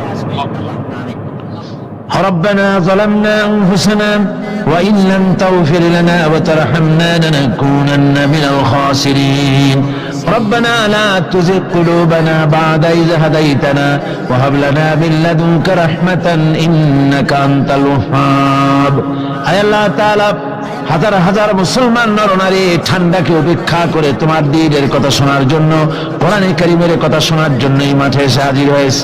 আল্লাহ তুমি দয়া করে মেহেরবানি করে আলোচনার সওয়াবটুকুন হুজুরে পুর নূর সাল্লাল্লাহু আলাইহি ওয়াসাল্লামের রূহ মুবারকে পৌঁছে দাও। রব্বুল আলামিন, আমাদের মধ্য থেকে যাদের মা বাপ দুনিয়া থেকে জন্মের মতো বিদায় হয়ে গেছে, আল্লাহ কবরে যদি আযাব থাকে দয়া করে আযাব মাফ করে দাও। আল্লাহ আমাদের মা বাপের উপরে তোমার রহমত নাজিল করো। রব্বিরহামহুমা কামা রাব্বায়ানি সগীরা, রব্বিরহামহুমা কামা রাব্বায়ানি সগীরা। হে আল্লাহ রাব্বুল আলামিন, এই মাহফিলে যত লোক আছি আমরা, কার কোন ব্যাধি আছে, রোগ আছে, আমরা তুমি ভালো করে জানো। আমাদের প্রত্যেকের ব্যাধিকে তুমি শিফায়ে আজলা দান করে দাও।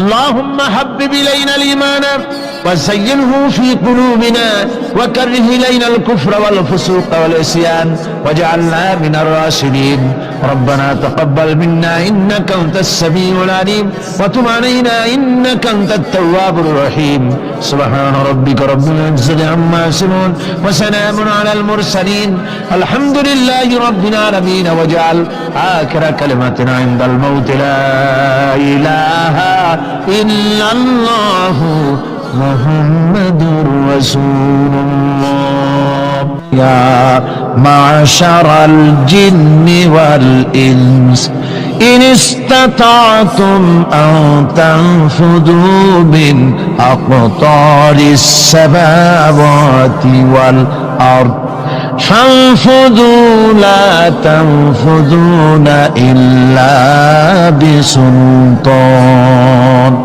হে পৃথিবীর মানুষেরা আর জেনেরা, যদি সম্ভব হয় আমার আকাশের নিচের থেকে জমিনের উপর থেকে বেরিয়ে যা।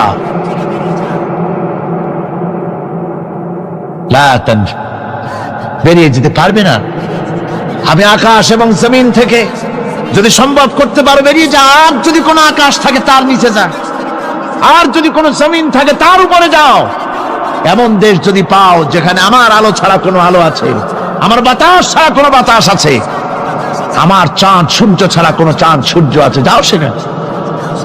আল্লাহ রাব্বুল আলামিন বলেন নাই এরকম যাওয়ার কোনো উপায় নাই।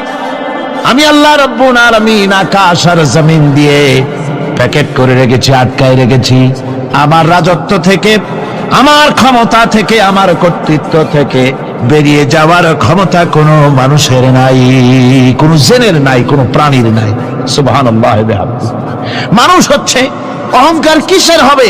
তোমরা হচ্ছ ফকির।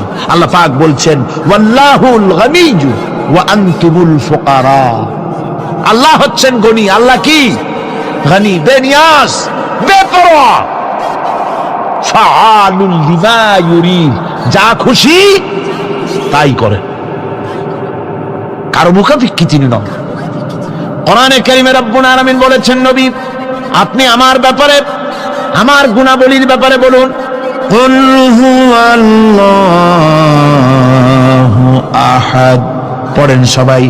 কুল হুয়াল্লাহু আহাদ আল্লাহুস সামাদ লাম ইয়ালিদ ওয়া লাম ইউলাদ ওয়া লাম ইয়াকুল লাহু কুফুয়ান আহাদ। আল্লাহ পাক বলেন, বান্দারে ও আমার নবী আপনি বলুন, আল্লাহ পাক এক এবং একক, তিনি নিরঙ্কুশ, তিনি বেনিয়াস, তিনি কারো মুখাপেক্ষী নন, তিনি কাউকে জন্ম দেন নাই, তাকেও কেউ জন্ম দেয়নি। আকাশ এবং জমিনে আল্লাহর সমকক্ষ কেউ নাই। তোমরা হচ্ছ ফকির আর আমি আল্লাহ হচ্ছে বেনিয়াস। লিল্লাহি মা ফিস সামাওয়াতি ওয়া মা ফিল আরদ, আকাশে যা আছে জমিনে যা আছে সব আল্লাহ। সব কার? আল্লাহ পাকের। সুতরাং কিসের অহংকার, কিসের মাতবাড়ি? মানুষ পেছনের কথা ভুলে যায়, মোটেই চিন্তা করে না। একটু আগে যারা ক্ষমতায় ছিল আজকে তারা ক্ষমতা হারা, আজকে যারা ক্ষমতায় এলো তারা আবার ক্ষমতা মস্তদে বসে দুনিয়ার সব বিপদ আপদ ভুলে যায়। কি করে আরো বেশি লুটপাট করা যায়, আরো বেশি মানুষকে শোষণ করা যায়, মানুষ এই চিন্তাই করে। অহংকারে, ক্ষমতার দর্পে ফেটে পড়ে, চিন্তা করে না পেছনের কথা। আল্লাহ রাব্বুল আলামিন বলেন, যারা নাকি মুমিন বান্দাদের বিনয় এবং বিনম্রতা তাদের মধ্যে সৃষ্টি হয়ে যাবে, তার কারণ হলো আল্লাহ পাক বলেছেন, ওয়ালা তামশি ফিল আরদি মারহান ইন্নাকা লান তাখরিকাল আরদা ওয়া লান তাবলুগাল জিবালা তুলা। ওয়ালা তামশি ফিল আরদি মারহান, আমার জমিনের উপরে অহংকার করে পা ফেলো না। তুমি কি পারবে অহংকার করে আমার জমিনটাকে বাটাই দিতে? কি বলেন, পারা যাবে? অহংকার করে জমিনের উপরে লাথি মারেন জোরে, জমিন ফাটবে? ফাটবে না, আপনার পা ছিঁড়ে যাবে। আপনি কি পারবেন অহংকার করে পাহাড়ের উচ্চতা লাফ দিয়ে ছাড়াই যেতে পারবেন? তাও পারবেন না। সুতরাং আল্লাহ পাকের উপরে ঈমান আনলে পরে তাদের মাথা এভাবে নত হয়ে যায়, অহংকার তাদের মধ্যে জায়গা পায় না। অহংকার কিসের অহংকার তোমার? মানুষ তার জন্মের কথা, কোরআনে কারীম বলে মানুষ কি তার জন্মের কথা স্মরণ করে না? তোমার তো এমন অবস্থা ছিল, দুনিয়ায় উল্লেখযোগ্য বিষয়বস্তু হিসাবে তুমি পরিগণিত ছিলে না। তুমি হচ্ছ, তোমার জন্মের উৎস কথা হচ্ছে এক ফোঁটা নাপাক পানি, এমন নাপাক পানি যা শরীর থেকে নির্গত হলে পরে গোসল করা ওয়াজিব হয়ে যায়। এমন এক ফোঁটা নাপাক পানি যার জন্মের উৎস, তার আবার অহংকার কিসের? পৃথিবীতে অহংকার যারাই করলো আল্লাহ পাক তাদেরকে ভালো করে দেখায় দিলেন। নমরুদকে দেখায়ছেন, ফেরাউনকে দেখায়ছেন, যুগের ছোট ছোট নমরুদ ফেরাউন যেখানে যেখানে খুদে খুদে ফেরাউন হয়েছে আল্লাহ সকলকেই দেখিয়ে দিয়েছেন, দেন নাই? দেখিয়ে দিয়েছেন। সুতরাং মাথা নিচু করে চলতে হবে, বিদ্যার বড়াই করা চলবে না। কত লেখাপড়া করেছো তুমি? এমএ পাস করেছো, তাতে কি হয়েছে? সবেমাত্র বর্ণবোধ পড়েছো, জ্ঞানের রাজ্যে পা ঢুকিয়েছো, এখনো কিছু শেখনি। টাইটেল পাস করেছো, তো কি হয়েছে? কদ্দুর শিখেছো?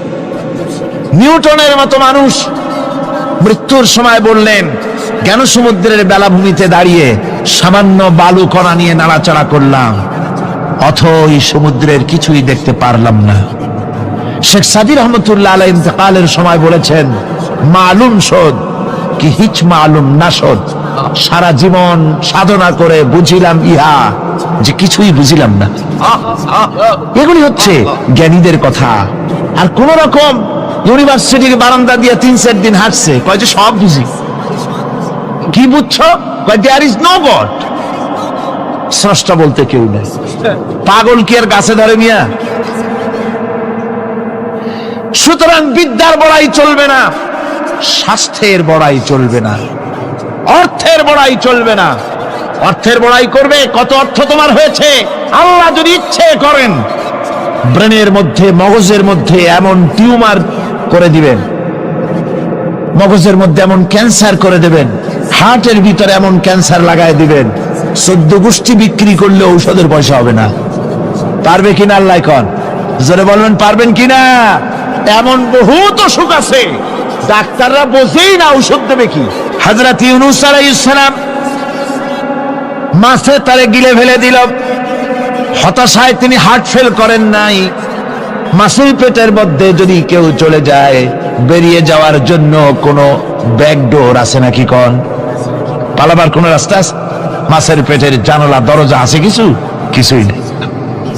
তিনি হতাশ হলেন না, মাছের পেটের ভেতরে বসে হযরত ইউনূস আলাইহিস সালাম বুক ভরা আশা নিয়ে আল্লাহর দরবারে তিনি ঘোষণা করলেন, লা ইলাহা ইল্লা আনতা সুবহানাকা ইন্নী কুনতু মিনাজ জালিমিন। পড়েন না সবাই, লা ইলাহা ইল্লা আনতা সুবহানাকা ইন্নী কুনতু মিনাজ জালিমিন। হযরত ইউনূস আলাইহিস সালাম বললেন, আল্লাহ তুমি ছাড়া কোনো ইলাহ নাই, তোমার পবিত্রতা ঘোষণা করছি, আমি জালিমদের অন্তর্ভুক্ত হয়ে গেছি। তিনি যখন চিল্লাচ্ছিলেন, মাছির পেটের ভিতরে বসে যখন কাতরুক্তি করতেছিলেন, আল্লাহ বুঝি তখন শোনেন নাই সে কথা? কি বলেন? আল্লাহ বুঝি তখন তন্দ্রায় বা নিদ্রায় ছিলেন না? আল্লাহ পাক কি ঘুমান? তন্দ্রায় যান? লা তাখুযুহু সিনাতুন ওয়ালা নাওম। আল্লাহ রাব্বুল আলামিন বলেন, কোন তন্দ্রা বা নিদ্রা আল্লাহ রাব্বুল আলামিনকে স্পর্শ করে না।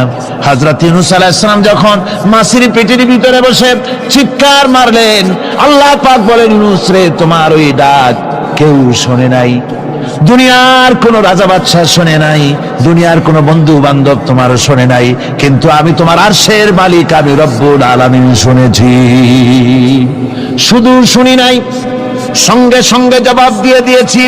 ফাস্তাজাবনা লাহু ওয়া নাজ্জাইনাহু মিনাল গাম্মি। পড়েন, ফাস্তাজাবনা লাহু ওয়া নাজ্জাইনাহু মিনাল গাম্মি ওয়া কাযালিকা নুজিল মুমিনিন। আল্লাহ পাক বলেন, আমি জবাব দিলাম। মাছের পেটের ভিতরে বেদনা শুরু হয়ে গেল, মাছ আর তলদেশে শুয়ে থাকতে পারলো না, সাঁতরাতে পারলো না, মাছ ভেসে উঠল উপরে। পেটের যন্ত্রণায় মাছ কিনারায় চলে এসে বমি করে দিতে পারলে যেন বাঁচি, এই অবস্থা মাছের হলো। কিনারায় চলে এলো, বমি করে ইউনূস আলাইহিস সালামকে ফেলে দিল, মাছও বাঁচলো, ইউনূস আলাইহিস সালামও বাঁচলো। আল্লাহ রাব্বুল আলামিন বলেন, মুমিনেরা শোনো, শুধু ইউনূসকে নয়, ওয়া কাযালিকা নুজিল মুমিনিন। এইভাবে করে মুমিন বান্দারা যদি আমাকে ডাকে, আমার কাছে যদি হাত ফালায়, আমি আল্লাহ রব্বুল আলামিন মুমিনদের এভাবে বিপদ মুক্ত করে দেই। আল্লাহ পাক বিপদ মুক্ত করে দেন। ওয়া মান ইয়াত্তাকিল্লাহা ইয়াজআল লাহু মাখরাজা। আল্লাহকে যে ভয় করে, আল্লাহ তার জন্য রাস্তা খুলে দেন। জোরে কোন সুবহানাল্লাহ। দেখেন, ইউসুফ আলাইহিস সালাম, জুলাইখা তাকে আটকায় ফেলেছে ঘরের মধ্যে, তালা দেওয়া, খিল দেওয়া, সিটকানি মারা, পালাবার পথ নাই, চতুর্দিকে উলঙ্গ নগ্ন চিত্র। আর এই সুন্দরী যুবতী নারী জুলাইখা তার প্রেম নিবেদন করেছে হযরত ইউসুফের কাছে। যৌবনে ভরা টকবগে যৌবনের যুবক হযরত ইউসুফ আলাইহিস সালাম, সৌন্দর্যের পিরামিড, বাঁচার কোনো পথ নাই জুলাইখার কুপ্রবৃত্তি চরিতার্থ করে দেওয়া ছাড়া। কিন্তু হযরতে ইউসুফ আলাইহিস সালাম আল্লাহ রাব্বুল আলামিনকে ডাকলেন, হতাশায় ভেঙে পড়লেন না, আল্লাহকে ভয় করলেন, আল্লাহকে ডাকলেন। আল্লাহকে ডেকে, আল্লাহকে ভয় করে তালাবদ্ধ দরজার দিকে যখন দৌড় মারলেন, রব্বুল আলামিন আপন কুদরতে দরজার তালাগুলি খুলে দিলেন। ভাইরা আমার, এভাবে করে মুমিনেরা কখনো হতাশ হয় না। ফাইন্না মাআল উসরি ইউসরা, ইন্না মাআল উসরি ইউসরা। মনে রাখতে হবে, দুঃখ কষ্টের সাথে থাকে সুযোগ সুবিধা, আর প্রত্যেক অসচ্ছলতার সাথে থাকে উদার সচ্ছলতা। এর কোনো বিপরীত কখনই হয় না। আল্লাহ রাব্বুল আলামিন এইভাবে করে মুমিনদেরকে বলেছেন যেন তারা হতাশায় ভেঙে না পড়ে। আল্লাহ পাক বলেন, বান্দা যখন আমাকে ডাকে, আমি বান্দার একদম নিকটে, তার ঘাড়ের চাইতেও নিকটে। ওয়া নাহানু আকরাবু ইলাইহি মিন হাবলিল ওয়ারিদ। আমি আমার বান্দার সারাত যে রগের উপরে তার মাথা, এর থেকেও আমি আমার বান্দার বেশি নিকটে। সুবহানাল্লাহ পড়ে। আমি তোমার কাছে, আমার কাছে মাপ চাও, যত বড় গুনাহ হোক। ওয়া ক্বালা রাব্বুকুম উদউনি আস্তাজিব লাকুম। তোমার প্রভু তোমাকে ডেকে বলেছে, আমাকে ডাকো, আমি মাফ করে দেব। সুবহানাল্লাহ বিহামদিহি। কত বড় কথা, আমাকে ডাকো, নিরাশ হয়েও না, হতাশ হয়েও না। আল্লাহর গজব বেশি না রহমত বেশি? আল্লাহর রহমত বেশি। হাদিসে কুদসির ভিতরে এসেছে, আল্লাহ পাক বলেছেন, কোন বান্দা যদি আমার দিকে এক বিগত অগ্রসর হয়, আমার রহমত তার দিকে এক হাত এগিয়ে যায়। কোন বান্দা যদি আমার দিকে হেঁটে আসে, আমার রহমত তার দিকে দৌড়ে যায়। বান্দা যখন আল্লাহর দরবারে দুহাত উঁচু করে চোখের পানি ফেলে দেয়, মুসলিম শরীফের হাদিসের ভিতরে এসেছে, গভীর রাতের তৃতীয় অংশে আল্লাহ রাব্বুল আলামিন প্রথম আকাশে আসেন আর ডেকে বলেন, পৃথিবীতে আছো নাকি কেউ গুনাহ করে জীবন বরবাদ করে দিয়েছো, আমার কাছে মাপ চাও। ঋণগ্রস্ত আছো, অসুস্থ আছো, অপমানিত আছো, কে আছো মাজলুম, আমাকে ডাকো, আমার কাছে বলো, আমি ডাকের সাড়া দেব, জীবনের আশা পূরণ করে দেব। ওই সময় যেই সমস্ত লোকেরা কান্দে তাহাজ্জুদের নামাজ পড়ে, আল্লাহ জিজ্ঞেস করেন ফেরেশতারা, অমুক অমুক দেশ অমুক অমুক বান্দারা কান্দে কেন? ফেরেশতারা বলে, রব্বুল আলামিন তুমি তো ভালো করে জানো। আল্লাহ বলেন, জানি, তবু তোমাদের মুখে শুনতে চাই। তারা বলে, রব্বুল আলামিন তোমার এই বান্দা গুনাহ করেছি, গুনার জন্য মাপ চায়, জাহান্নাম থেকে বাঁচতে চায়। আল্লাহ পাক বলেন, ফেরেশতারা আমার এই বান্দারা আমারে দেখেছে নাকি? বলে দেখে নাই। বলে আমার দোজখ দেখেছে নাকি? বলে না, তাও দেখে নাই। আমার বেহেশত দেখেছে নাকি? বলে না, তাও দেখে নাই। আল্লাহ পাক বলেন, ফেরেশতারা সাক্ষী থাকো, ওরা আমাকে দেখে নাই, আমার বেহেশত দোজখ কিছুই দেখে নাই, শুধুমাত্র আমার নবীর কথা, আমার কোরআনের কথা বিশ্বাস করে আরামের ঘুমকে হারাম করে যেভাবে তারা কাঁদতেছে, সাক্ষী থেকে যাও ফেরেশতারা, আবার রহমতের দরিয়ায় জোশ মেরেছে, আমার ওই ক্রন্দনরত বান্দাগুলিকে আমি আল্লাহ মাফ করে দিলাম। সুতরাং মুমিন বান্দা যারা, আল্লাহর মুমিন বান্দা যারা, এই ঈমানের কোয়ালিটি, এটাও হতাশায় নিরাশায় ভেঙে পড়বে না। গুনাহ তো মানুষই করে, গুনাহ হয়ে গেছে, মাপ চাও। তোমার গুনাহ কদ্দুর? তোমার গুনাহ যদি হয় পাহাড় সমান, আল্লাহর রহমত আকাশ সমান। জাহান্নামের কঠিন শাস্তি থেকে বাঁচতে হলে আল্লাহর প্রতি ঈমান আনতে হবে। আর ঈমান আনলে যে কোয়ালিটিগুলি হওয়া উচিত, সেগুলি আমি আপনাদের সামনে আলোচনা করছি। এরপর আরেকটি কোয়ালিটি হবে মুমিনের, তা হলো কঠোর কঠিন বিপদে অবিচল থাকবে, বিপদে ভেঙে পড়বে না। বিপদ আপদ, শত্রুতা, ক্ষয় ক্ষতি যা কিছু হয় সবই আল্লাহর পক্ষ থেকে, এটা মেনে নিতে হবে এবং ধৈর্য ধারণ করতে হবে। বিপদ মুসিবত শুধু উম্মতের জন্য নয়, দুনিয়ার সমস্ত নবীদের বিপদ এসেছে, হয় নাই? নবীদের বিপদ আসে নাই? কোরআনে কারীম থেকে শুনুন, আল্লাহ রাব্বুল আলামিন বলেন, وَكَذَلِكَ جَعَلْنَا لِكُلِّ نَبِيٍّ عَدُوًّا مِنَ الْمُجْرِمِينَ। আল্লাহ পাক বলেন, এমনি করে আমি সকল নবীদের শত্রু বানিয়ে দিয়েছি সব পাপিষ্ঠ আর অপরাধ প্রবণ লোকদেরকে। প্রত্যেক যুগে নবীদের শত্রু ছিল, প্রত্যেক যুগে নবীদের কি ছিল? শত্রু ছিল। সে শত্রু কারা ছিল? আল্লাহ পাক বলছেন, নবীদের শত্রু ছিল পাপিষ্ঠ আর অপরাধ প্রবণ লোক, এরাই ছিল নবীদের দুশমন।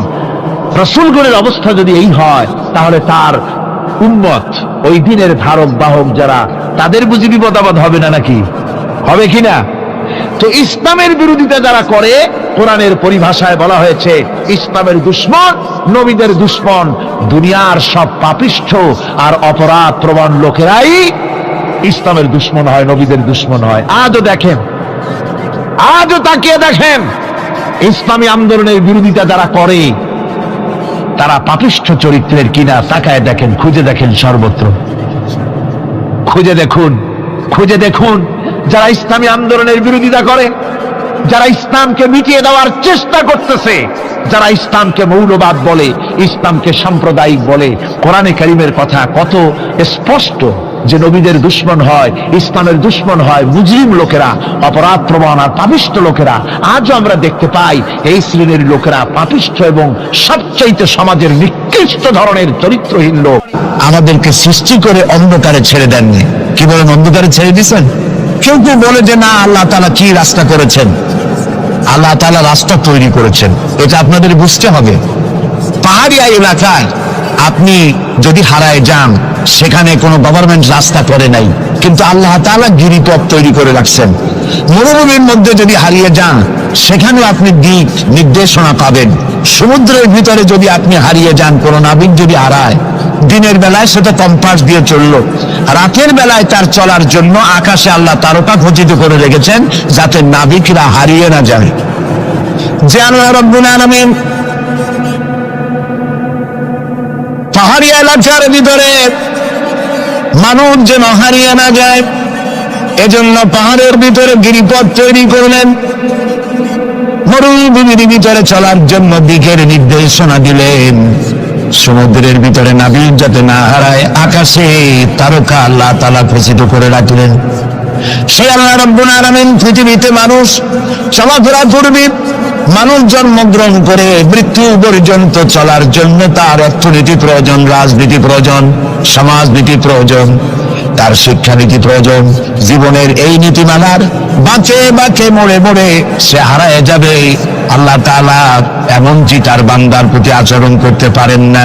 সেজন্য রব্বুল আলামিন বান্দা পৃথিবীতে যেন সঠিক পথে চলতে পারে, এজন্য তার জীবনের প্রত্যেকটি মোড়ে মোড়ে বাঁকে বাঁকে আল্লাহ তাআলা কোরআনের আলো, নূরের আলো আল্লাহ জ্বালিয়ে রেখেছেন। আল্লাহ তাআলা বলেন, قد جاءكم من الله نور وكتاب مبين قد جاءكم من الله نور। ও পৃথিবীর মানুষেরা শোনো, অবশ্যই আমি আল্লাহর পক্ষ থেকে তোমাদের জন্য এসেছে আলো, ওয়া কিতাবুম মুবিন, আর দিয়েছি আমি একটা স্পষ্ট কিতাব, সুস্পষ্ট কিতাব। তোমাদের সৃষ্টি করে আমি অন্ধকারে ফালাই দেই নেই, আমি একটা আলো দিছি। সেই আলোটা কি? সূর্য? সেটি কি চন্দ্র? না, সেটি চন্দ্র নয়, সেটি সূর্য নয়।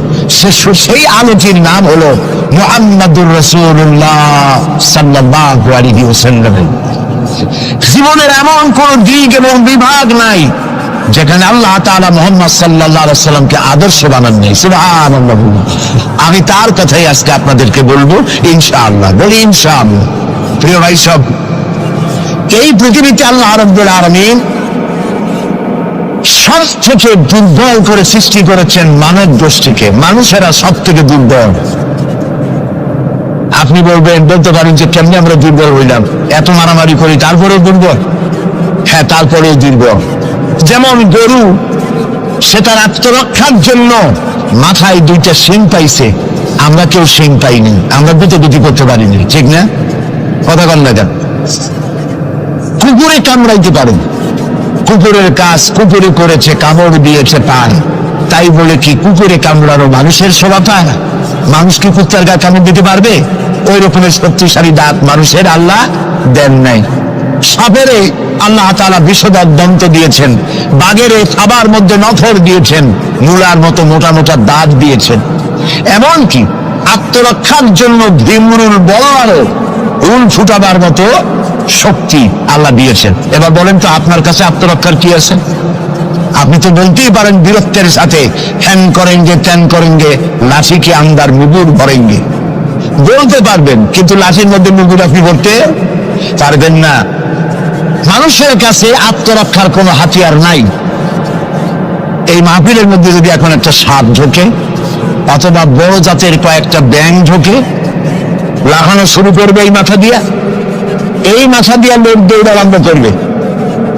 তারপর অন্তত সদরঘাট পর্যন্ত দৌড়ে গিয়ে জিজ্ঞেস করবে, ভাই আমরা দৌড়াই কেন? তো সামান্য ব্যাঙের সাথে পারি না, সামান্য সাপের সাথে পারি না, বল্লা ভীমরুলের সাথেও পারি না। আত্মরক্ষামূলক হাতিয়ার আমাদের কাছে দেওয়া হয় নাই।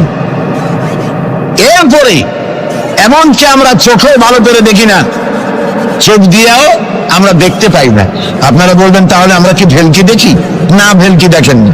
আমাদেরকে দেখতে হলে আমরা আলোর সাহায্য দেখি, আলো না হলে আমরা দেখতেও পারি না।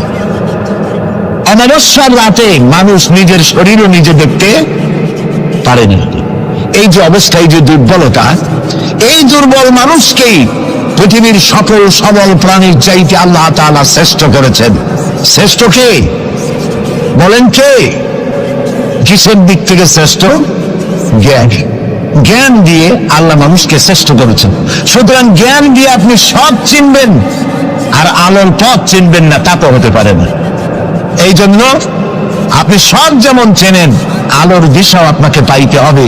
আপনার নেতা Karl Marx, Lenin, Mao Tsetung, Hegel, Darwin, Copernicus, Kepler, এরা আপনার নেতা হতে পারে না। আপনার আমার নেতা হবেন মুহাম্মদুর রাসূলুল্লাহ সাল্লাল্লাহু আলাইহি ওয়াসাল্লাম। আচ্ছা, ওনারা নেতা হবেন না কেন? সেটাও একটু ব্যাখ্যার দাবি রাখে। ওনারাও কিন্তু কষ্ট করেছেন। মার্কস, হেগেল, মাও সেতুং, এরা কষ্ট করেছেন, জেল খেটেছেন, বই লিখেছেন, মানবতার কল্যাণে এগুলি করেছেন। কিন্তু তাদের কথার কোনো মিল ছিল না। এক একজন এক এক ধরনের কথা বলেছেন, এবং তাদের কথা দিয়ে পৃথিবীর মানুষের জন্য কোনো স্থায়ী শান্তি প্রতিষ্ঠিত হয় নাই পৃথিবীর 1 ইঞ্চি জমিনের ওপারেও। এটা ঠিক কিনা? নবীদের কথায় আমাদের চলতে হবে, কারণ নবীদের কথার মধ্যে কোনো দরমিল হয় নাই। আদম আলাইহিস সালাম বলেছেন আল্লাহ এক, নূহ আলাইহিস সালাম বলেছেন বেশি হইতে পারে, নাউযুবিল্লাহ। ইব্রাহিম আলাইহিস সালাম বলেছেন আখিরাত আছে, আরেকজন নবী বলেছেন নাও থাকতে পারে। একজন নবী বলেছেন কবর আযাব হবে, আরেকজনে বলেন এটা একটা আমার চিন্তায় না থাকতেও পারে। এইরকম নবীদের কথার মধ্যে কোনো ব্যস্পম হয়েছে? বলেন হয়েছে? কেন হয় নাই? কারণ দার্শনিক, রাজনীতিবিদ, ওনাদের যে শ্রেণী, ওর থেকে নবীদের শ্রেণী সম্পূর্ণ স্বতন্ত্র, এবং 2 শ্রেণীর মাঝে গালফ অফ ডিফারেন্স। দার্শনিক এবং রাজনীতিবিদরা তারা কথা বলেন নিজস্ব মন মস্তিষ্ক প্রসূত জ্ঞান দিয়ে, আর নবীরা কথা বলেন আল্লাহর জ্ঞান দিয়ে। এই জন্য পৃথিবীতে যত নবী এসেছেন সমস্ত নবীদের স্লোগান ছিল একটা। কয়টা ছিল? আদম আলাইহিস সালাম থেকে নিয়ে শুরু করে মুহাম্মাদুর রাসূলুল্লাহ সাল্লাল্লাহু আলাইহি ওয়াসাল্লাম পর্যন্ত যত নবী আল্লাহ পৃথিবীতে পাঠিয়েছেন সমস্ত নবীদের স্লোগান একটাই ছিল, লা ইলাহা ইল্লাল্লাহু মুহাম্মাদুর রাসূলুল্লাহ। মুহাম্মদুর রাসূলুল্লাহ নবী করিম সাল্লাল্লাহু আলাইহি ওয়াসাল্লামের সময় হয়েছে, আর বাকি সমস্ত নবীর সময় স্লোগান একটাই ছিল, লা ইলাহা ইল্লাল্লাহ। কোনো ব্যস্কম নাই, সব নবীরা এক কথা বলেছেন। কারণ নবীরা যে কথা বলেছেন সমস্ত কথা আসছে একটা অফিস থেকে। কয়টা অফিস? এবার বলেন তো অফিসটার নাম কি? কার অফিস? আল্লাহর অফিস। এবং একজন মেসেঞ্জার সমস্ত নবীদের কাছে আল্লাহর মেসেজ বহন করে নিয়ে এসেছেন, সেই আল্লাহ কর্তৃক নিয়োগ প্রাপ্ত অথেন্টিক জেনুইন যিনি রাসূল ছিলেন, বার্তাবাহক ছিলেন, স্পেশাল মেসেঞ্জার ছিলেন, তার নাম কি? সুবহানাল্লাহ। পৃথিবীর সবচাইতে বেশি মর্যাদা এবং সব থেকে বেশি সুন্দর করে আল্লাহ তাআলা তাকে এই পৃথিবীতে পাঠিয়েছেন। তিনি যখন পৃথিবীতে আসবেন, পৃথিবীটা কি ছিল? চুরি, ডাকাতি, জিনা, ব্যভিচার, হত্যা, ধর্ষণে ভরপুর মরাজাতি।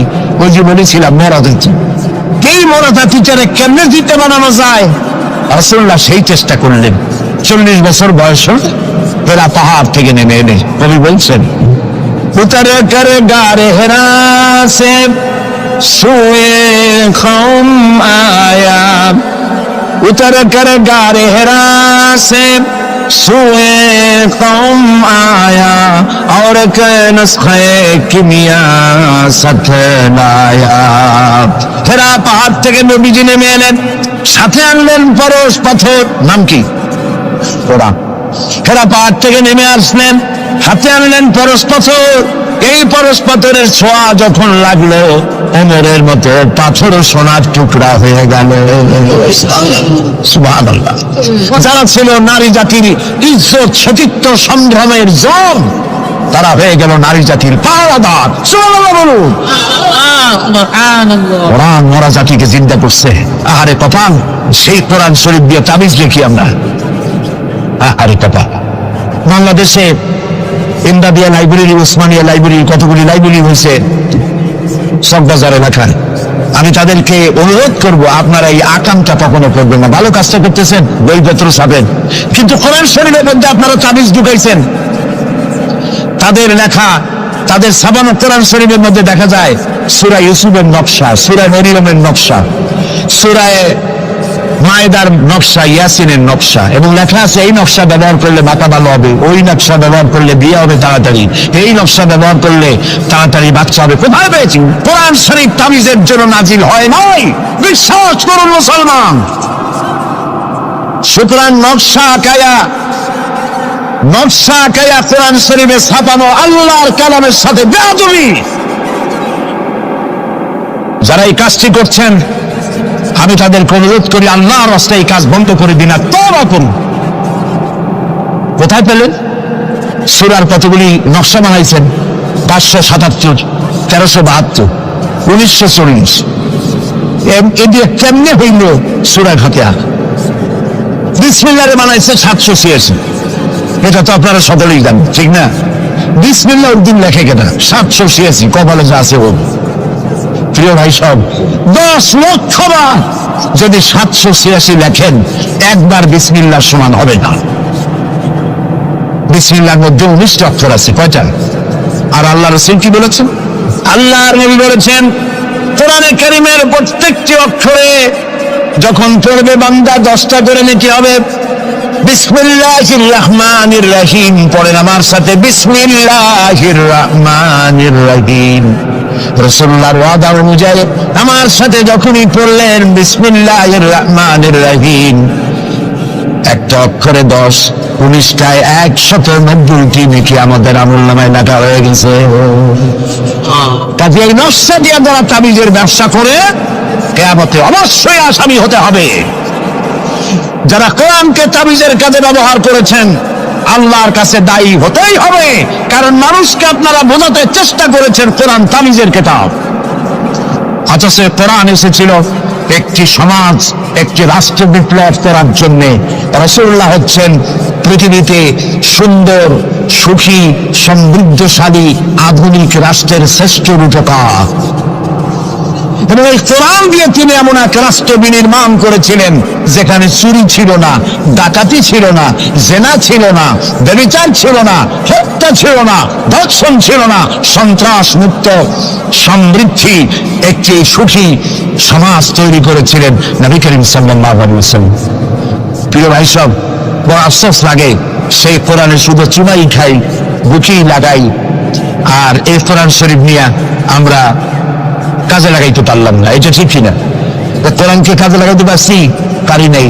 কোরআন শরীফ খালি ঝুলে ঝুলে পড়ি। দেখেন, রমজান মাসে আমাদের দেশের লোকেরা দেখতে পারে, ভাই তোমার বাড়ি কি হয়েছে জানি না, আমার পুতের বউ 7 খতম, আমার মেয়ে ক্লাস 9-এ পড়ে, ও 3 খতম, ওর মায় 13 খতম, আর আমি নিজে এমনি খতম।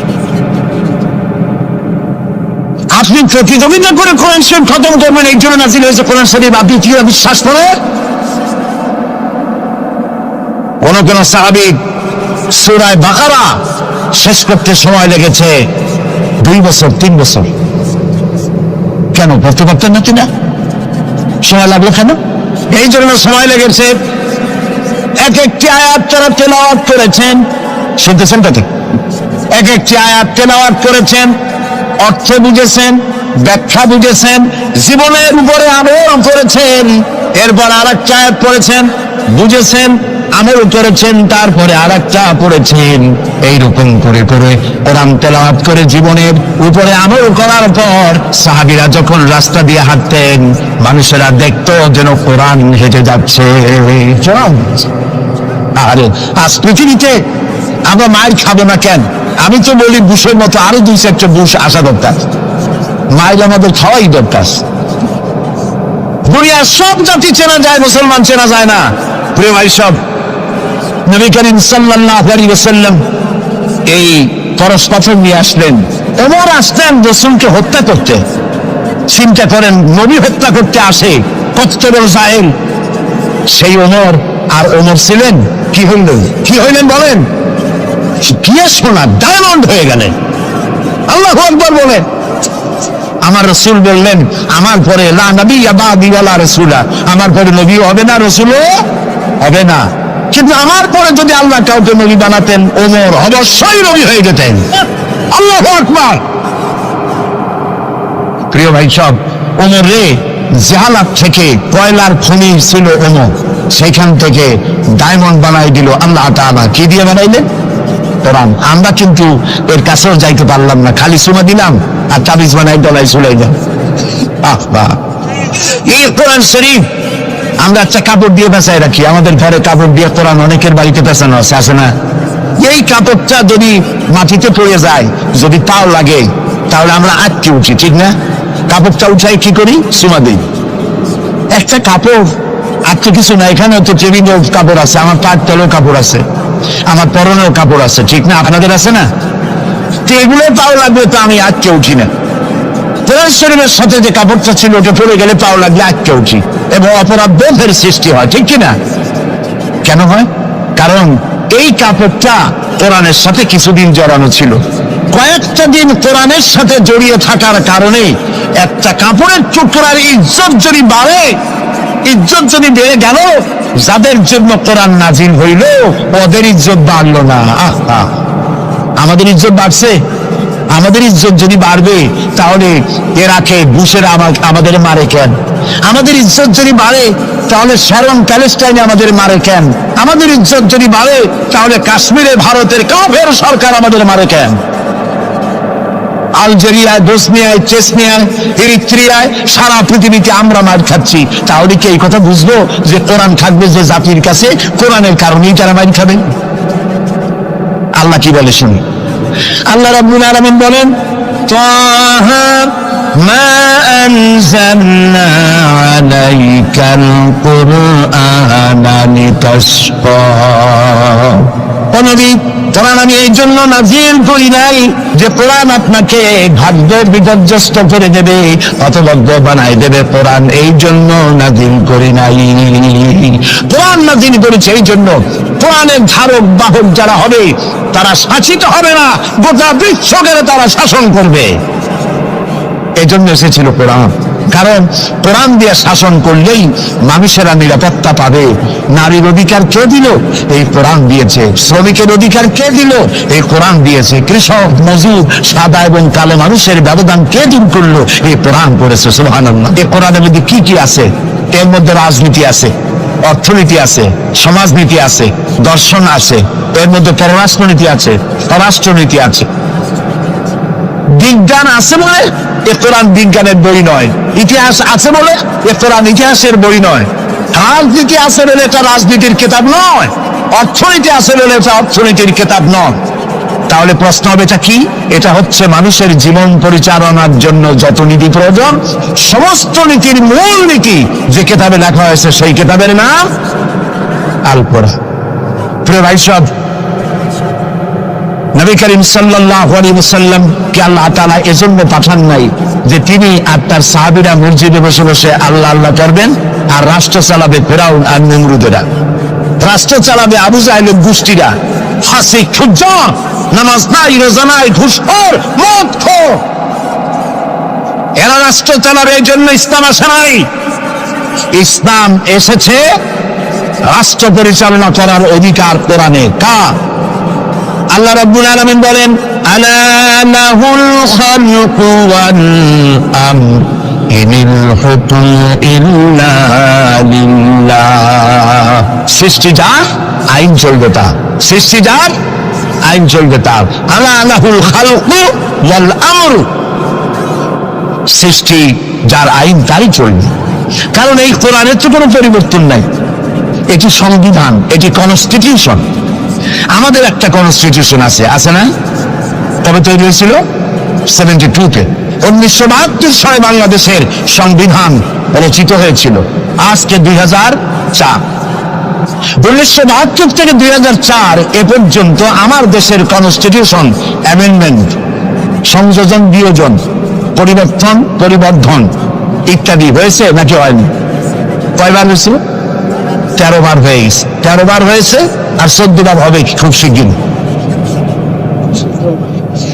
তাহলে স্বাধীনতার 32 বছরের ভিতরে যদি সংবিধান 14 বার পরিবর্তন হয়, সংশোধন হয়, এই রেশিও অনুযায়ী 100 বছর যদি যায়, তাহলে কম্বলের লোম বাঁচলে থাকবে কিছু আর? এটাও একটি সংবিধান। এটার নাম কি? সংবিধান, মানবতার সংবিধান। এটি শুধু মুসলমানদের জন্য নয়। কোন মুসলমান দাবি করতে পারবে না কোরআন একমাত্র আমার কিতাব? না, আল্লাহ তাআলা শুরুতেই বলে দিয়েছেন হুদাল লিন-নাস, হুদাল লিল-মুত্তাকিন, হুদাল লিন-নাস, হাযা বায়ানুল লিন-নাস। পৃথিবীর সমস্ত মানব গোষ্ঠীর জন্য হেদায়েতের সর্বশেষ কিতাবের নাম কি? কোরআন শরীফ। প্রিয় ভাই সব, 1400 বছর বা 1500 বছর হয়ে গেছে কোরআনের বয়স। পরিবর্তন হয়েছে কয়বার? কয়বার হয়েছে? কিয়ামতের আগ পর্যন্ত আর কয়বার হবে? একবারও হবে না। কারণ এই কিতাব আসছে কার কাছ থেকে? আল্লাহর কাছ থেকে। তিনি নির্ভুল, তার কোনো ভুল নাই। আমার দেশের সংবিধান পরিবর্তন হয় কেন? এই জন্য হয়, যারা সংবিধান রচনা করেছিলেন ওনাদের কাছে ভবিষ্যতের জ্ঞান ছিল না। অতীতের অভিজ্ঞতার ভিত্তিতে বর্তমানকে সামনে রেখে সংবিধান রচনা করেছেন। আর যখন নতুন নতুন সমস্যা সামনে আসছে, তখন অতীতের অভিজ্ঞতা শেষ, নতুন অভিজ্ঞতা দিয়ে আবার পরিবর্তন করা লেগেছে, ঠিক কিনা? আল্লাহর কাছে কাল কয়টা? একটা। সেই কালটার নাম কি? মাশাআল্লাহ, আপনাদেরকে 100 দিলাম। এইরকম কথা যারা মনে রাখতে পারে, এই সব শ্রোতাদেরই কথা বলে শোনায়া আনন্দ আছে। আল্লাহ যেন আমারও ফায়দা দেয়, আপনাদেরকেও দেন বলি আমি। তাহলে আল্লাহ রাব্বুল আলামিনের কাছে কাল হইল কয়টা? একটা। ওই কালটার নাম কি? বর্তমান। বর্তমানের উপরে ভিত্তি করে আল্লাহ তাআলা কোরআন তৈরি করেছেন, তাই এর কোনো অ্যামেন্ডমেন্টের প্রয়োজন হয় নাই, কিয়ামত পর্যন্ত হবে না। যদি শান্তি চাই, আমাদের দেশে এখন তো, আগেও সন্ত্রাস ছিল, এখনো সন্ত্রাস আছে। সন্ত্রাস নির্মূল আমরা করতে পারবো না যতক্ষণ না এই কোরআনের শাসন প্রতিষ্ঠিত হচ্ছে, ততক্ষণ পর্যন্ত সন্ত্রাস নির্মূল করা যাবে না। এ ব্যাপারে আরো কথা সামনে বলবো, বলেন ইনশাআল্লাহ। প্রিয় ভাই সব, তো আল্লাহ রাব্বুল আলামিন আমাদেরকে একখানা কিতাব দিলেন, আর জিজ্ঞেস করলেন, আমাদেরকে বললেন, আফাগায়রা দীনিল্লাহি ইয়াবগুন ওয়া লাহু আসলামা মান ফিস সামাওয়াতি ওয়াল আরদি তাওআন ওয়া কারহা। আফাগায়রা দীনিল্লাহি ইয়াবগুন, আল্লাহর দেওয়া জীবন ব্যবস্থাকে ছেড়ে দিয়ে মানুষের তৈরি করা, অন্যের তৈরি করা কোন জীবন বিধান তোমরা তালাশ করো নাকি? আল্লাহ প্রশ্ন করছে। ওয়ালাহু আসলামা মান ফিস সামাওয়াতি ওয়াল আরদ, অথচ আকাশে যা আছে, জমিনে যা আছে, আনুগত্যের মস্তক সবাই অবনত করে দিয়েছে আমি আল্লাহর সামনে। সুবহানাল্লাহ। আর তাই সেখানে শান্তি। যারা আল্লাহর আইন মানে সেখানেই শান্তি।